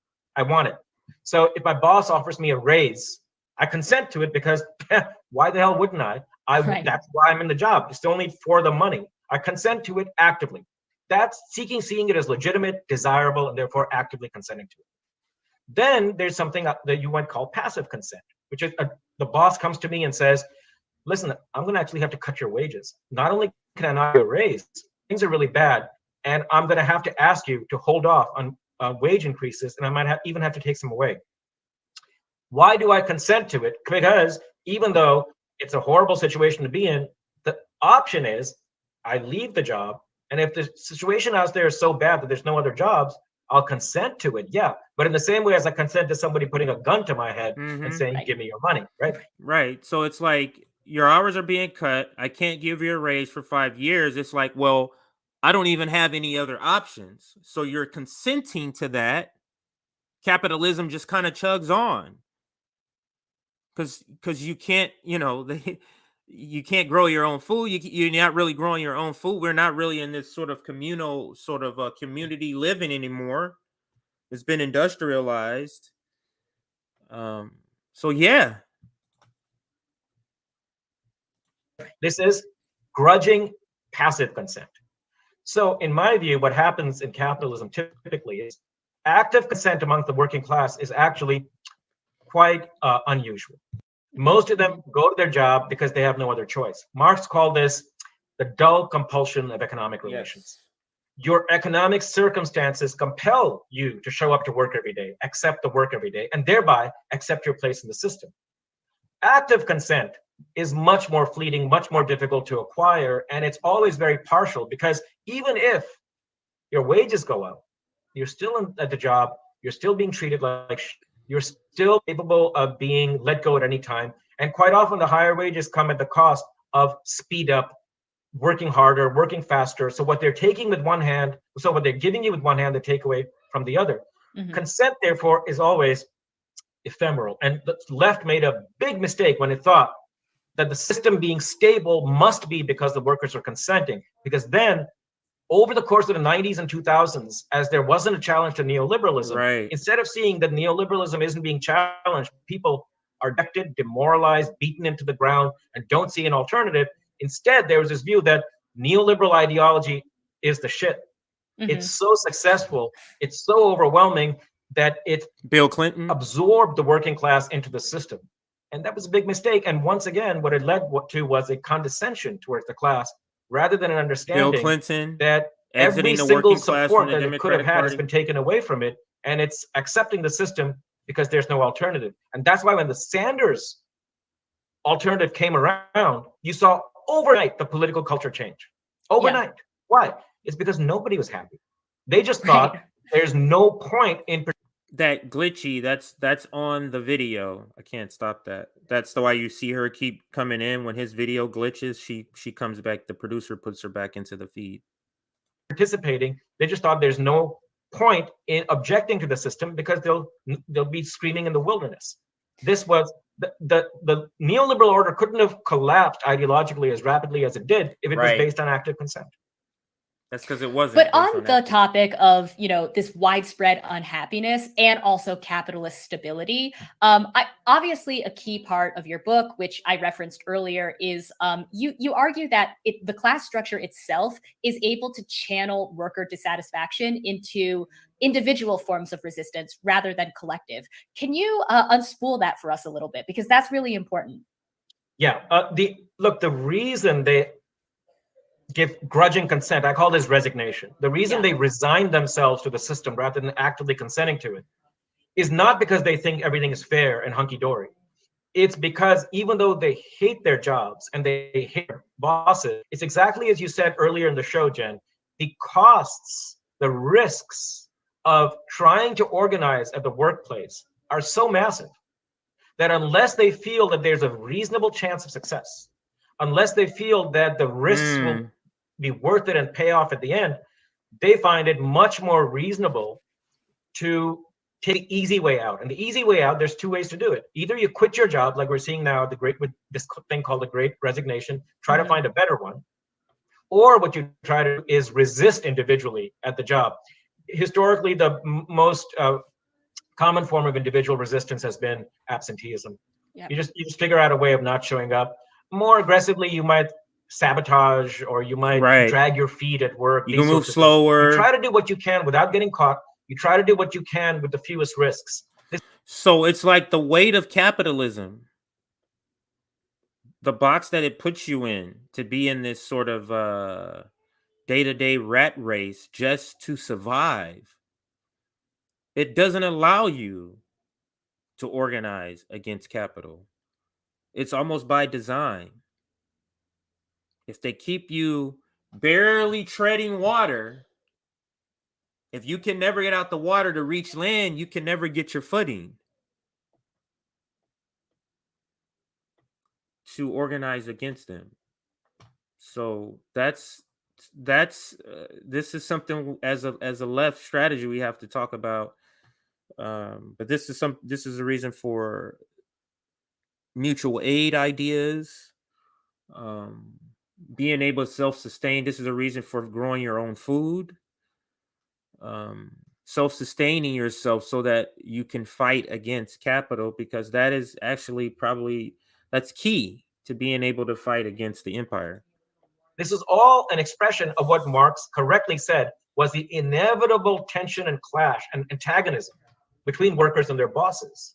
But it's one that does result in collective action, not because they're fooled, but because their very place in the class structure makes it harder for them and unreasonable for them to organize in most situations. Because it's a consequence of their place in the structure itself, this has a very powerful implication.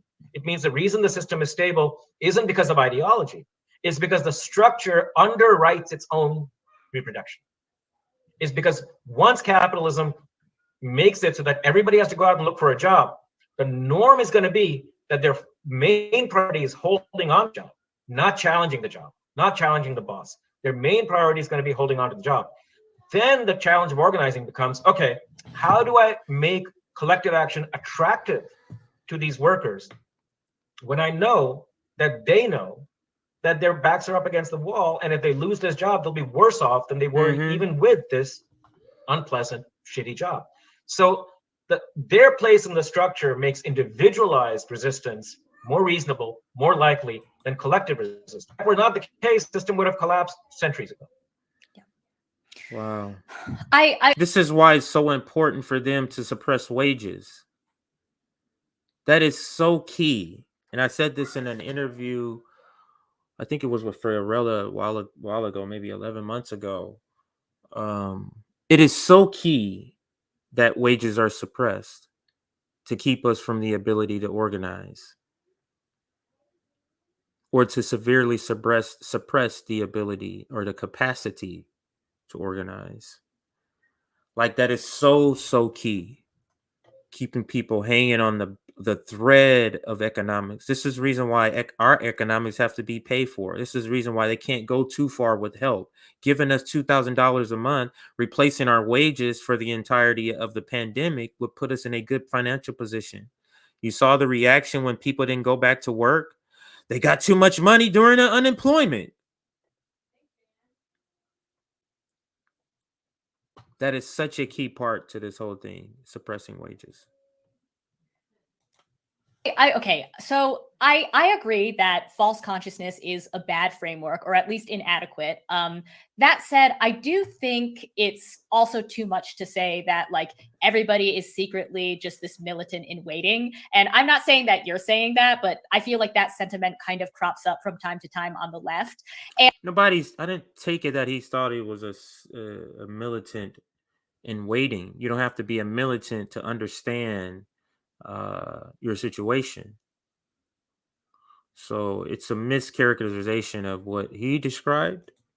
And I just want to use like a sort of concrete example to try to like take this apart. So if I went outside right now and I like asked my neighbors or just like random people on the street how they felt about capitalism, like honestly, it's pretty unlikely that like someone would explicitly say like, well, I hate capitalism a lot, but I can't do anything about it because, you know, the class structure inherently deters collective action. Like if you ask those people, they would probably say something like, yeah, I like capitalism, or it's fine. And, you know, lots of people, as we know, would say, I love capitalism. Like it, you know, helps me make money. It like gives me these consumer goods. So, you know, like, I guess the question is like, how can we respect and understand individuals' stated motivations and actions in the context of these sort of larger systemic patterns that you're talking about? That's exactly the right question. And the starting point for understanding, respecting, and allowing them the dignity that they deserve is to treat them as thinking, reasoning people who are aware of their situation and not as dupes who might be fooled into accepting their situation. Now, of course, if you go out into the street and ask people, what do you think about capitalism? Most of the time they're going to say, I don't know, or they're going to say, I think it's fine, because Right. You're at this moment in this country dealing with the most depoliticized population Right. the world has ever seen. Right. And, you know, most people don't think in grand systemic terms. Most people Mhm. think in terms of their job, their family, their immediate situation, their cousins, things So like that's that. how you have to approach So it. the first thing, in order to get beyond where we are now, is you got to target your audience. And this is important for the left, because the left still now mostly speaks to a generic, typically middle class audience. That's who they're thinking of when they think of their audience, because they're so isolated from the actual working class. So now, if you say you take the same Yes, they're speaking to just this generic audience because they don't know how to speak to the worker. He just said that. question and you go into an Amazon warehouse or a McDonald's or a Walmart, you'll get a slightly different response. But you can't go around talking about capitalism. What you've got to say is, you like your job? Do you like your bosses? You start with people where their consciousness is. You'll get to the discussion of capitalism way down the road. Mhm. When they've had collective action, when they see that there's a consistency in the boss's response to what they're trying to do, when they see that when they organize, the state also comes down, the intellectuals come down, and the media come down on the side of the state, etc. They'll see the connections themselves. The way you get there is by first giving them the dignity, the respect of treating them like people who are thinking and reasoning, talking to them as an organizer to figure out where and how you'll find the pressure points in their consciousness, and helping them then see that all is not lost, that it's understandable that they're cynical, dejected, etc., etc. And through slow, steady progress around concrete issues, struggles around concrete issue, build up their confidence in themselves and in their organization, where they can start thinking in collective terms and somewhere down the road in systemic terms. But the starting point is to treat them as rational, thinking, reasonable people, and to talk to them, not at them. Talk to them, not at them. Now, that point, let's go back to the other video, this one here, and continue where we left off. We're going to be wrapping this up pretty soon here. We are getting... Now, think about what was said in the other video. Treat them like rational human beings. Treat them like thinking human beings. Now, let's go back to what he's saying in this video here. A lot of the labor organizing that's going on. If you look at Starbucks, for example, it seems like, at least from what I can gather from the reporting and other things that I've seen, that, a number of the workers that are really taking the lead in these sorts of campaigns to organize these Starbucks shops are younger, pretty well-educated workers who got drawn into union organizing because they were activated by something like, say, the Bernie Sanders campaigns, right, or left-wing politics in general. So I think that while this sort of the rise of this kind of new cohort of people that really didn't quite exist in a lot of our societies like a few decades ago, poses some dilemmas in terms of creating kind of broadly based political coalitions that span as much of the working class as possible. I don't think that they're talking about forming these political coalitions of people with the same ideology, and in that segment, the segment of the working class that have the same ideology. And I'm talking about ideology outside of working issues. That's what he's describing here. that there's like a necessary contradiction there at all. And I worry that if we get into thinking that there is, then that could be self-defeating and self-limiting. Right. And if it makes people feel any better, the left in basically every similar country is dealing with the same exact dilemma. Right. This is not something that is particularly American. It's not particularly American. It's not limited to this country. It's something that we find on the left everywhere you look, particularly in the rich capitalist world at the moment. So maybe then it's the same situation in all. Don't feel bad, because the same situation in all other capitalist white countries too. Did you catch that? Wrap up on this question. Given everything you've laid out regarding, where the labor movement is right now. So if you compare it to all the countries that don't have Black and brown people,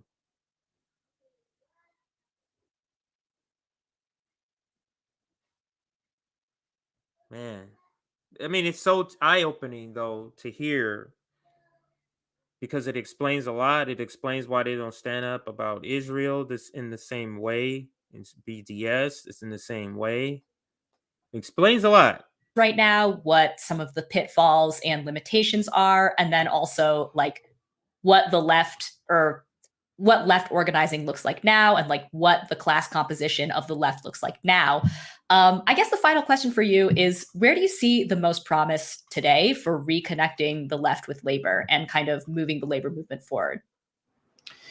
Yeah, great question. I mean, I guess we could start from what seems to be kind of catching on right now. And that seems to be some of these organizing campaigns, particularly in service and retail, where a lot of people who are younger, who have some education, but for one reason or another have found themselves in these sorts of employment situations, have taken lead in organizing. So, just over the past few... So people who have an education, who clearly should not have these jobs, but for whatever reason or another, they found themselves in these working situations. months, we've seen a number of Starbucks shops hold and win NLRB, National Labor Relations Board election campaigns, which is great. Obviously, that's not the end of the story. They now have to go and try to bargain a first contract with Starbucks, which is going to be tough. And, you know, if it's just kind of a handful of small shops encountering this corporate behemoth with all kinds of resources to stall, to cajole, to do whatever it can do to forestall the actual bargaining of a first contract, you know, then they're going to have some trouble. So, you know, it's important that momentum carries forward. More groups of workers in, say, Starbucks keep, you know, holding and winning union elections, or organizing through other means if they can, if that makes sense for them in their situation. And I do think that organizations like, say, DSA and others on the left can play Say DSA. Didn't I tell you this is just DSA, JACOBIN? They're just talking about each other. Now, caveat, there's some great local DSA that's doing great work. I'm talking more, refer more in the national organization. Play an important role in helping to kind of push that process along. You know, recently DSA adopted a campaign to support Starbucks organizing. And people should, if they're interested in checking that out and learning more about what's going on, they should go and look at that. So that's one. Another is, you know, we've just seen this week. It looks like today the workers at one of the Amazon warehouses out on Staten Island are going to win a union election, which is humongous. You know, that'll be, if the trend in the vote count holds, that'll be the first victorious union election at a Amazon in the U.S. The same deal applies here. If, you know, it's only 1, 2, 3, a handful of sites win elections and then try to bargain a first contract with Amazon, they're going to run into a lot of trouble. Amazon has a lot of power. They have a lot of resources to, you know, just try to not ever bargain a first contract, which is something that employers in the United States can get away with. So again, it's incumbent on the left, broadly speaking, to do what it can to try to keep pushing that process forward in Amazon in particular, but in a lot of other sorts of settings. And I think that's really important, to try to kind of spill the momentum that we've seen in, say, like service and retail over into, you know, logistics and, you know, other kinds of, say, more industrial, more blue collar kinds of work, because by and large, at least so far, it seems like a lot of this ferment has been largely in real retail service and things like that. So definitely need to keep pushing that process forward.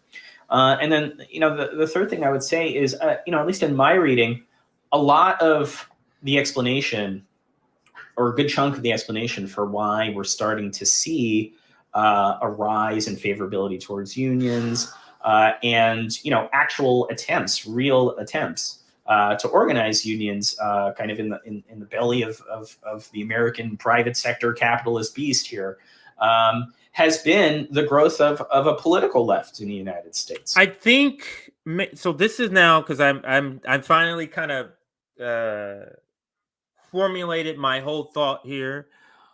Maybe, now walk with me here. Maybe the reason they're feeling like this strategy of the liminal left, the reformist left, the educated left, the DSA Jacobin sort of left, should be leading the left, is because look at the success we're having in Starbucks. So why do we need the working class? Why do we need the lower working class with us? We could just do it like this. See, we have examples of it working with Starbucks.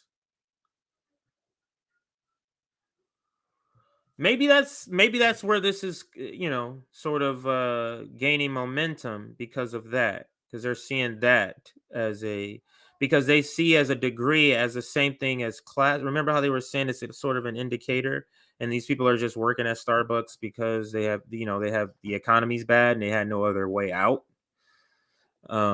That's sort of what I'm gaining here from this interview. I think that's enough. Let me sort of wrap up the thoughts here before we head out. I'm going to wrap up my thoughts here with both of these. What I'm taking is that this, I mean, we were kind of saying this, we were actually saying this. This is the entire reason this is the entire reason I would say, let me rephrase it a different way. Let me pause it here because I want to hear what they say. Actually, some of my thoughts may encompass this last section I want to play from his video. So let's do that first. So this is the part in between what we've already discussed, which is the question is, can this move forward? Why does the working class have to be the agent of change? We're not quite there to that question, but we're almost there. And this is the section right before that question. I wanted to make sure you heard the lead up to it. So on that subject, another part of your book is looking at the process of class formation, right? And something I was thinking of is, sometimes people distinguish between, quote, a class in itself and a class for itself. And I'm wondering if you think that these terms are useful or if they help us understand this process of class formation. Yeah, they're essential. They're out there. And one of the unfortunate facts about the last 30 years is the distinction was lost. And intellectuals went to a theory of class, in which class is only about when people in a particular way. And until then, there's no class, which means you don't have a class here, but you have a theory of group formation. Anytime you have like-minded people coming together, now you've got a class. Whereas the distinction between class in itself and for itself basically says this: there's people who have certain jobs, they're in the occupational structure, and that occupational structure can be considered at a certain level of abstraction or a certain level of generality as a class structure. What makes it a class structure is that those people's jobs have certain things in common, regardless of their understanding of those things being in common.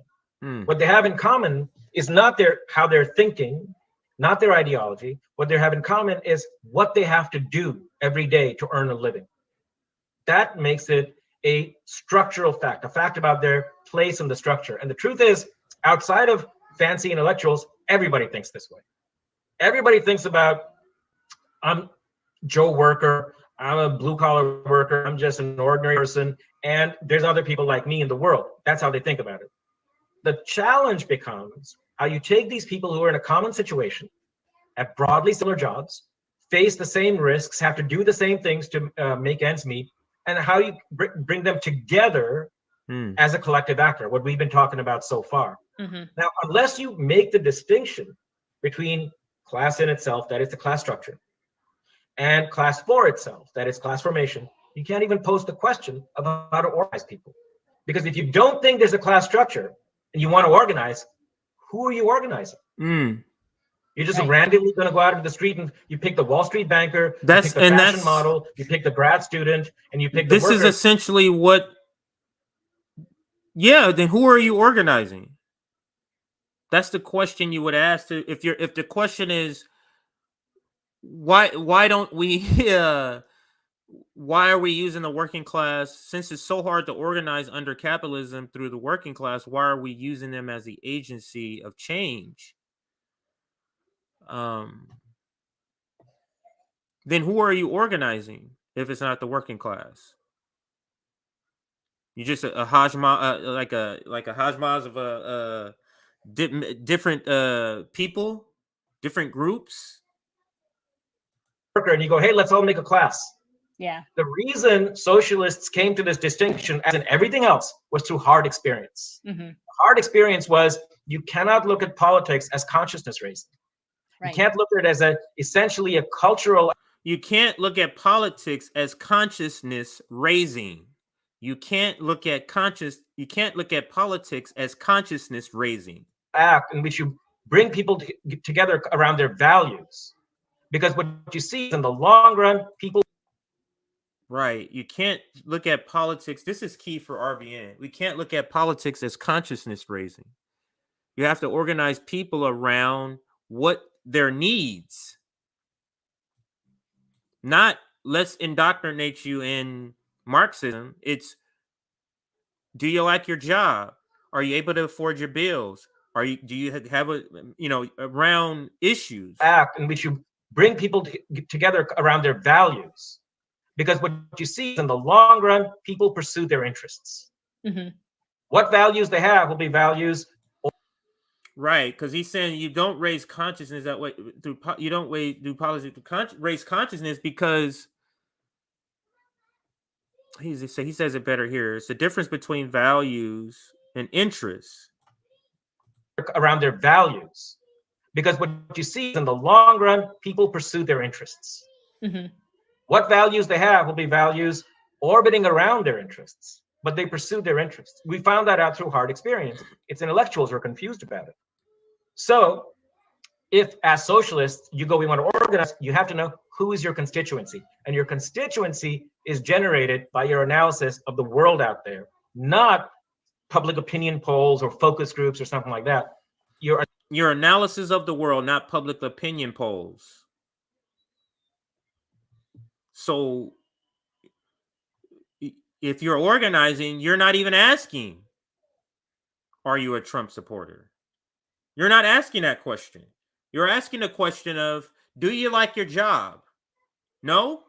Why not? They're overworked, underpaid. How much you think your labor's worth? You should be getting paid this. Do you have health care? You don't? You see, where are these questions coming into play that's dividing us? We're not saying, are you a Trump supporter?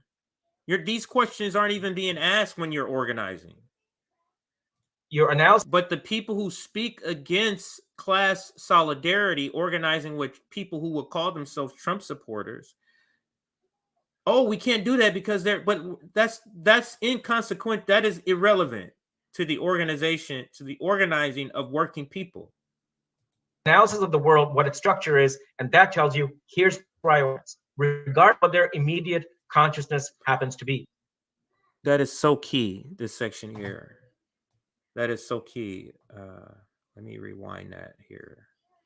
This will be like the last section, right before she's getting ready to ask the question that we started with. Found earlier. that out through hard experience. It's intellectuals who are confused about it. So if as socialists you go, we want to organize, you have to know who is your constituency. And your constituency is generated by your analysis of the world out there, not public opinion polls or focus groups or something like that. Your analysis of the world, what its structure is, and that tells you here's priorities, regardless of what their immediate consciousness happens to be. That's where I organize. And then you build the consciousness. Right. So you go, where am I organizing? I'm organizing working people, regardless of where their current consciousness is, whether they're Trump or that's their consciousness. Regardless of where their current consciousness, that's not how you organize. You organize through common interests, not common values. That's what he was saying earlier. Common interest. Your interest is to get paid more. Your interest is to get health care. That is your interest.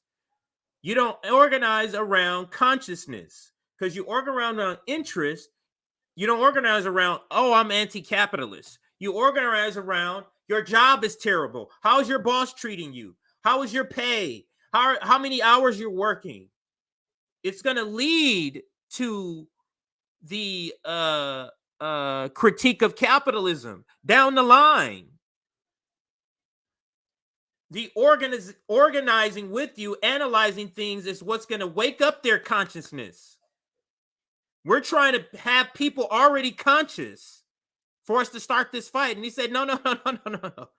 You organize around interest, specific interests.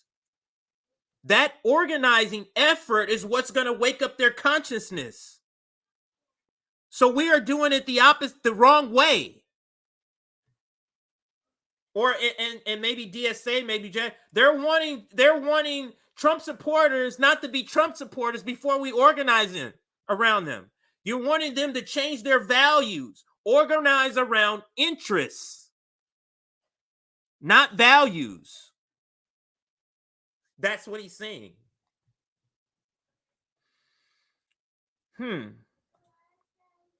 I think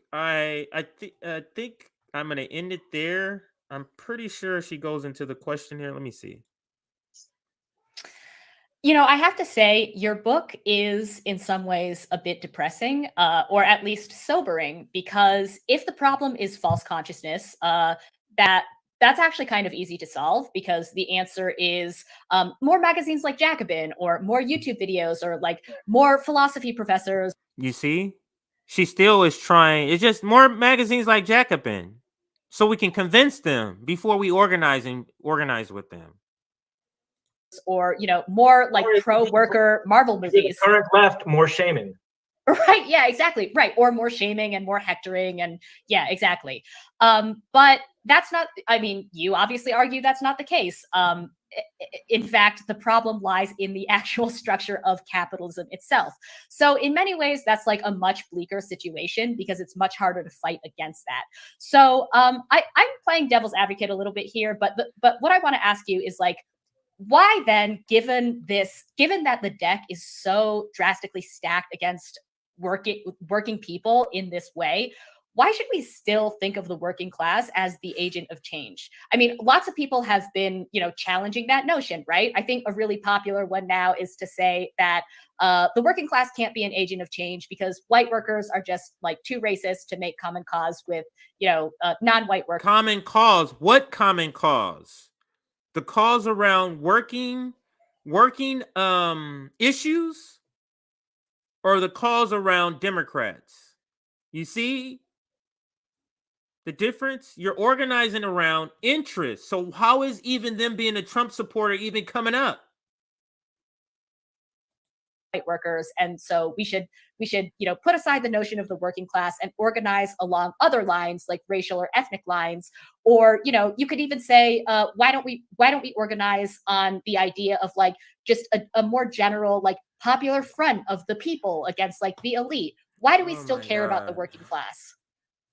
It's a defining element of the current left that it has zero knowledge of history. I mean, absolutely none. It boggles the mind. So the immediate response ought to be, can you just give me some examples? Right. Can you just give me some examples? Because listen, exactly as you say, Jen, there is a sober realism that comes with the acknowledgement that capitalism structurally makes organizing hard. And I'll end it there. Capitalism structurally makes organizing hard. And I said this before in another video, and it's people that don't want to do the work. And that's literally why the left is in the situation of trying to do this same strategy of going through the Democratic Party. It's a refusal, an acceptance of the current state of politics. And where's that video I wanted to show? Let me see if I have it set here. It's a video where, okay, here it goes. Here, this is the one where I talk about, I say this in a video. Is this it? Yeah, this is it. So hang on a second, everybody. I am going to place this video here sort of as an outro. Let me put it in on the screen here.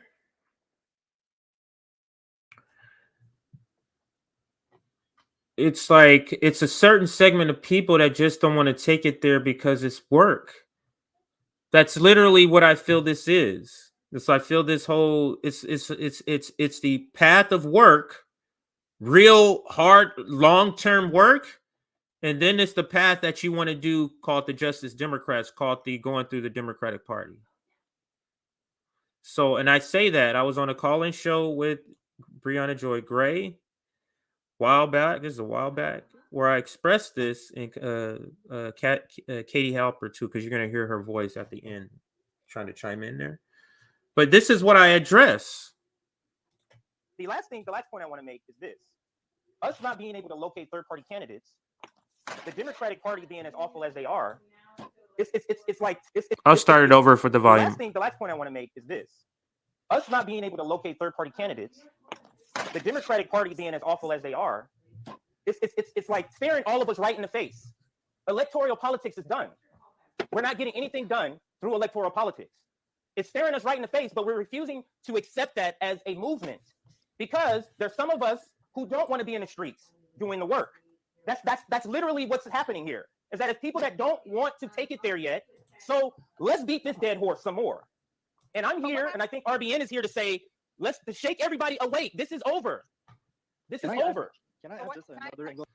The last point I want to make is this. I thought I'd pause it. So, yeah, I think I'll end it there. What do I have to say about this stream? It was very, I guess, educational, but this is the artwork. Educated elitists with no historical understanding of the working class. Now you understand why. And Vivek right up here was saying, like, he just amazed in the question. Just amazed by the question. And these are some of the people I would put in that class. I know I think he's going for a doctorate if he doesn't have it already. All of these people are the well-educated, the DSA, PMC, Jacobin left. And that's Jen there.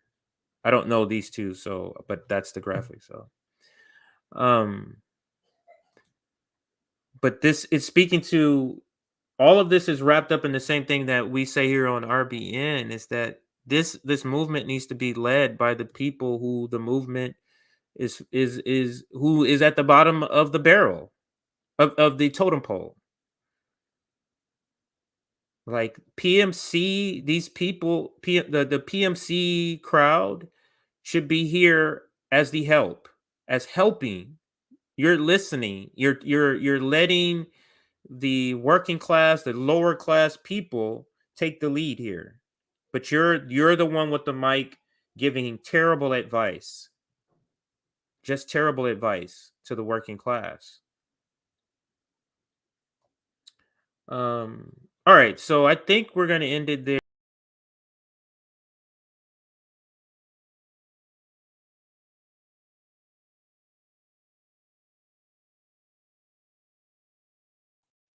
Yeah, I think we're going to end it there. Sorry, I hit the back button. There is a outro video I want to play here. Oops, not this one. I meant to hit the back button on this screen and I hit it on mine. So here we go. So let's go to our outro video. Make sure you subscribe to our Substack. Like this stream here was not planned. I just kind of did it on the fly. So make sure you subscribe to our Substack so I can, when I do these streams, I can send an email. I usually send them about an hour. Today, this was literally at the last minute, so I didn't even have an hour. How do I make this thing go down? I thought I made it go down. Let's see here. So I'm going to play this outro video. And everybody have a great rest of your weekend. I think Nick, I don't think he's doing anything tonight. I think it's Sabby tonight. And then tomorrow will likely, I think it's supposed to be Nick. Or Nick usually, I'm not going to say supposed to, he usually does something on Saturday. So, oh, here's a great one to end with. This is like part of another video that I did. It's a video where he describes, and all you white, where he's talking about a black man needs to understand where he come from. He's been brainwashed all his life, and he's talking about, he's giving comparisons. You got two cars, and that's Muhammad Ali. Same video, but this is a different section of the video. Great video. So this reporter asked him about him dodging the draft, and this is Muhammad Ali's response. The video will loop twice, and then this feed will in. So everybody have a great rest of your Friday. I'm heading out and talk to everybody later. I'm saying you talking about me about some draft, and all of you white boys are breaking your neck to get to Switzerland and Canada and London. I'm not gonna help nobody get something my Negroes don't have. If I'm gonna die, I'll die now, right here fighting you. If I'm gonna die, you my enemy. My enemy is a white people, not Vietcong's or Chinese or Japanese. You my opposer when I want freedom. You my opposer when I want justice. You my opposer when I want equality. You won't even stand up for me in America for my religious beliefs, and you want me to go somewhere and fight, but you won't even stand up for me here at home. I'm saying you talking about me about some draft, and all of you white boys are breaking your neck to get to Switzerland and Canada and London. I'm not gonna help nobody get something my Negroes don't have. If I'm gonna die, I'll die now, right here fighting you. If I'm gonna die, you my enemy. My enemy is a white people, not Vietcong's or Chinese or Japanese. You my opposer when I want freedom. You my opposer when I want justice. You my opposer when I want equality. You won't even stand up for me in America for my religious beliefs, and you want me to go somewhere and fight, but you won't even stand up for me here at home. I'm saying you talking about me about some draft, and all of you white boys are breaking your neck to get to Switzerland and Canada and London. I'm not gonna help nobody get something my Negroes don't have. If I'm gonna die, I'll die now, right here fighting you. If I'm gonna die, you my enemy. My enemy is a white people, not Vietcong's or Chinese or Japanese. You my opposer when I want freedom. You my opposer when I want justice. You my opposer when I want equality. You won't even stand up for me in America for my religious beliefs, and you want me to go somewhere and fight, but you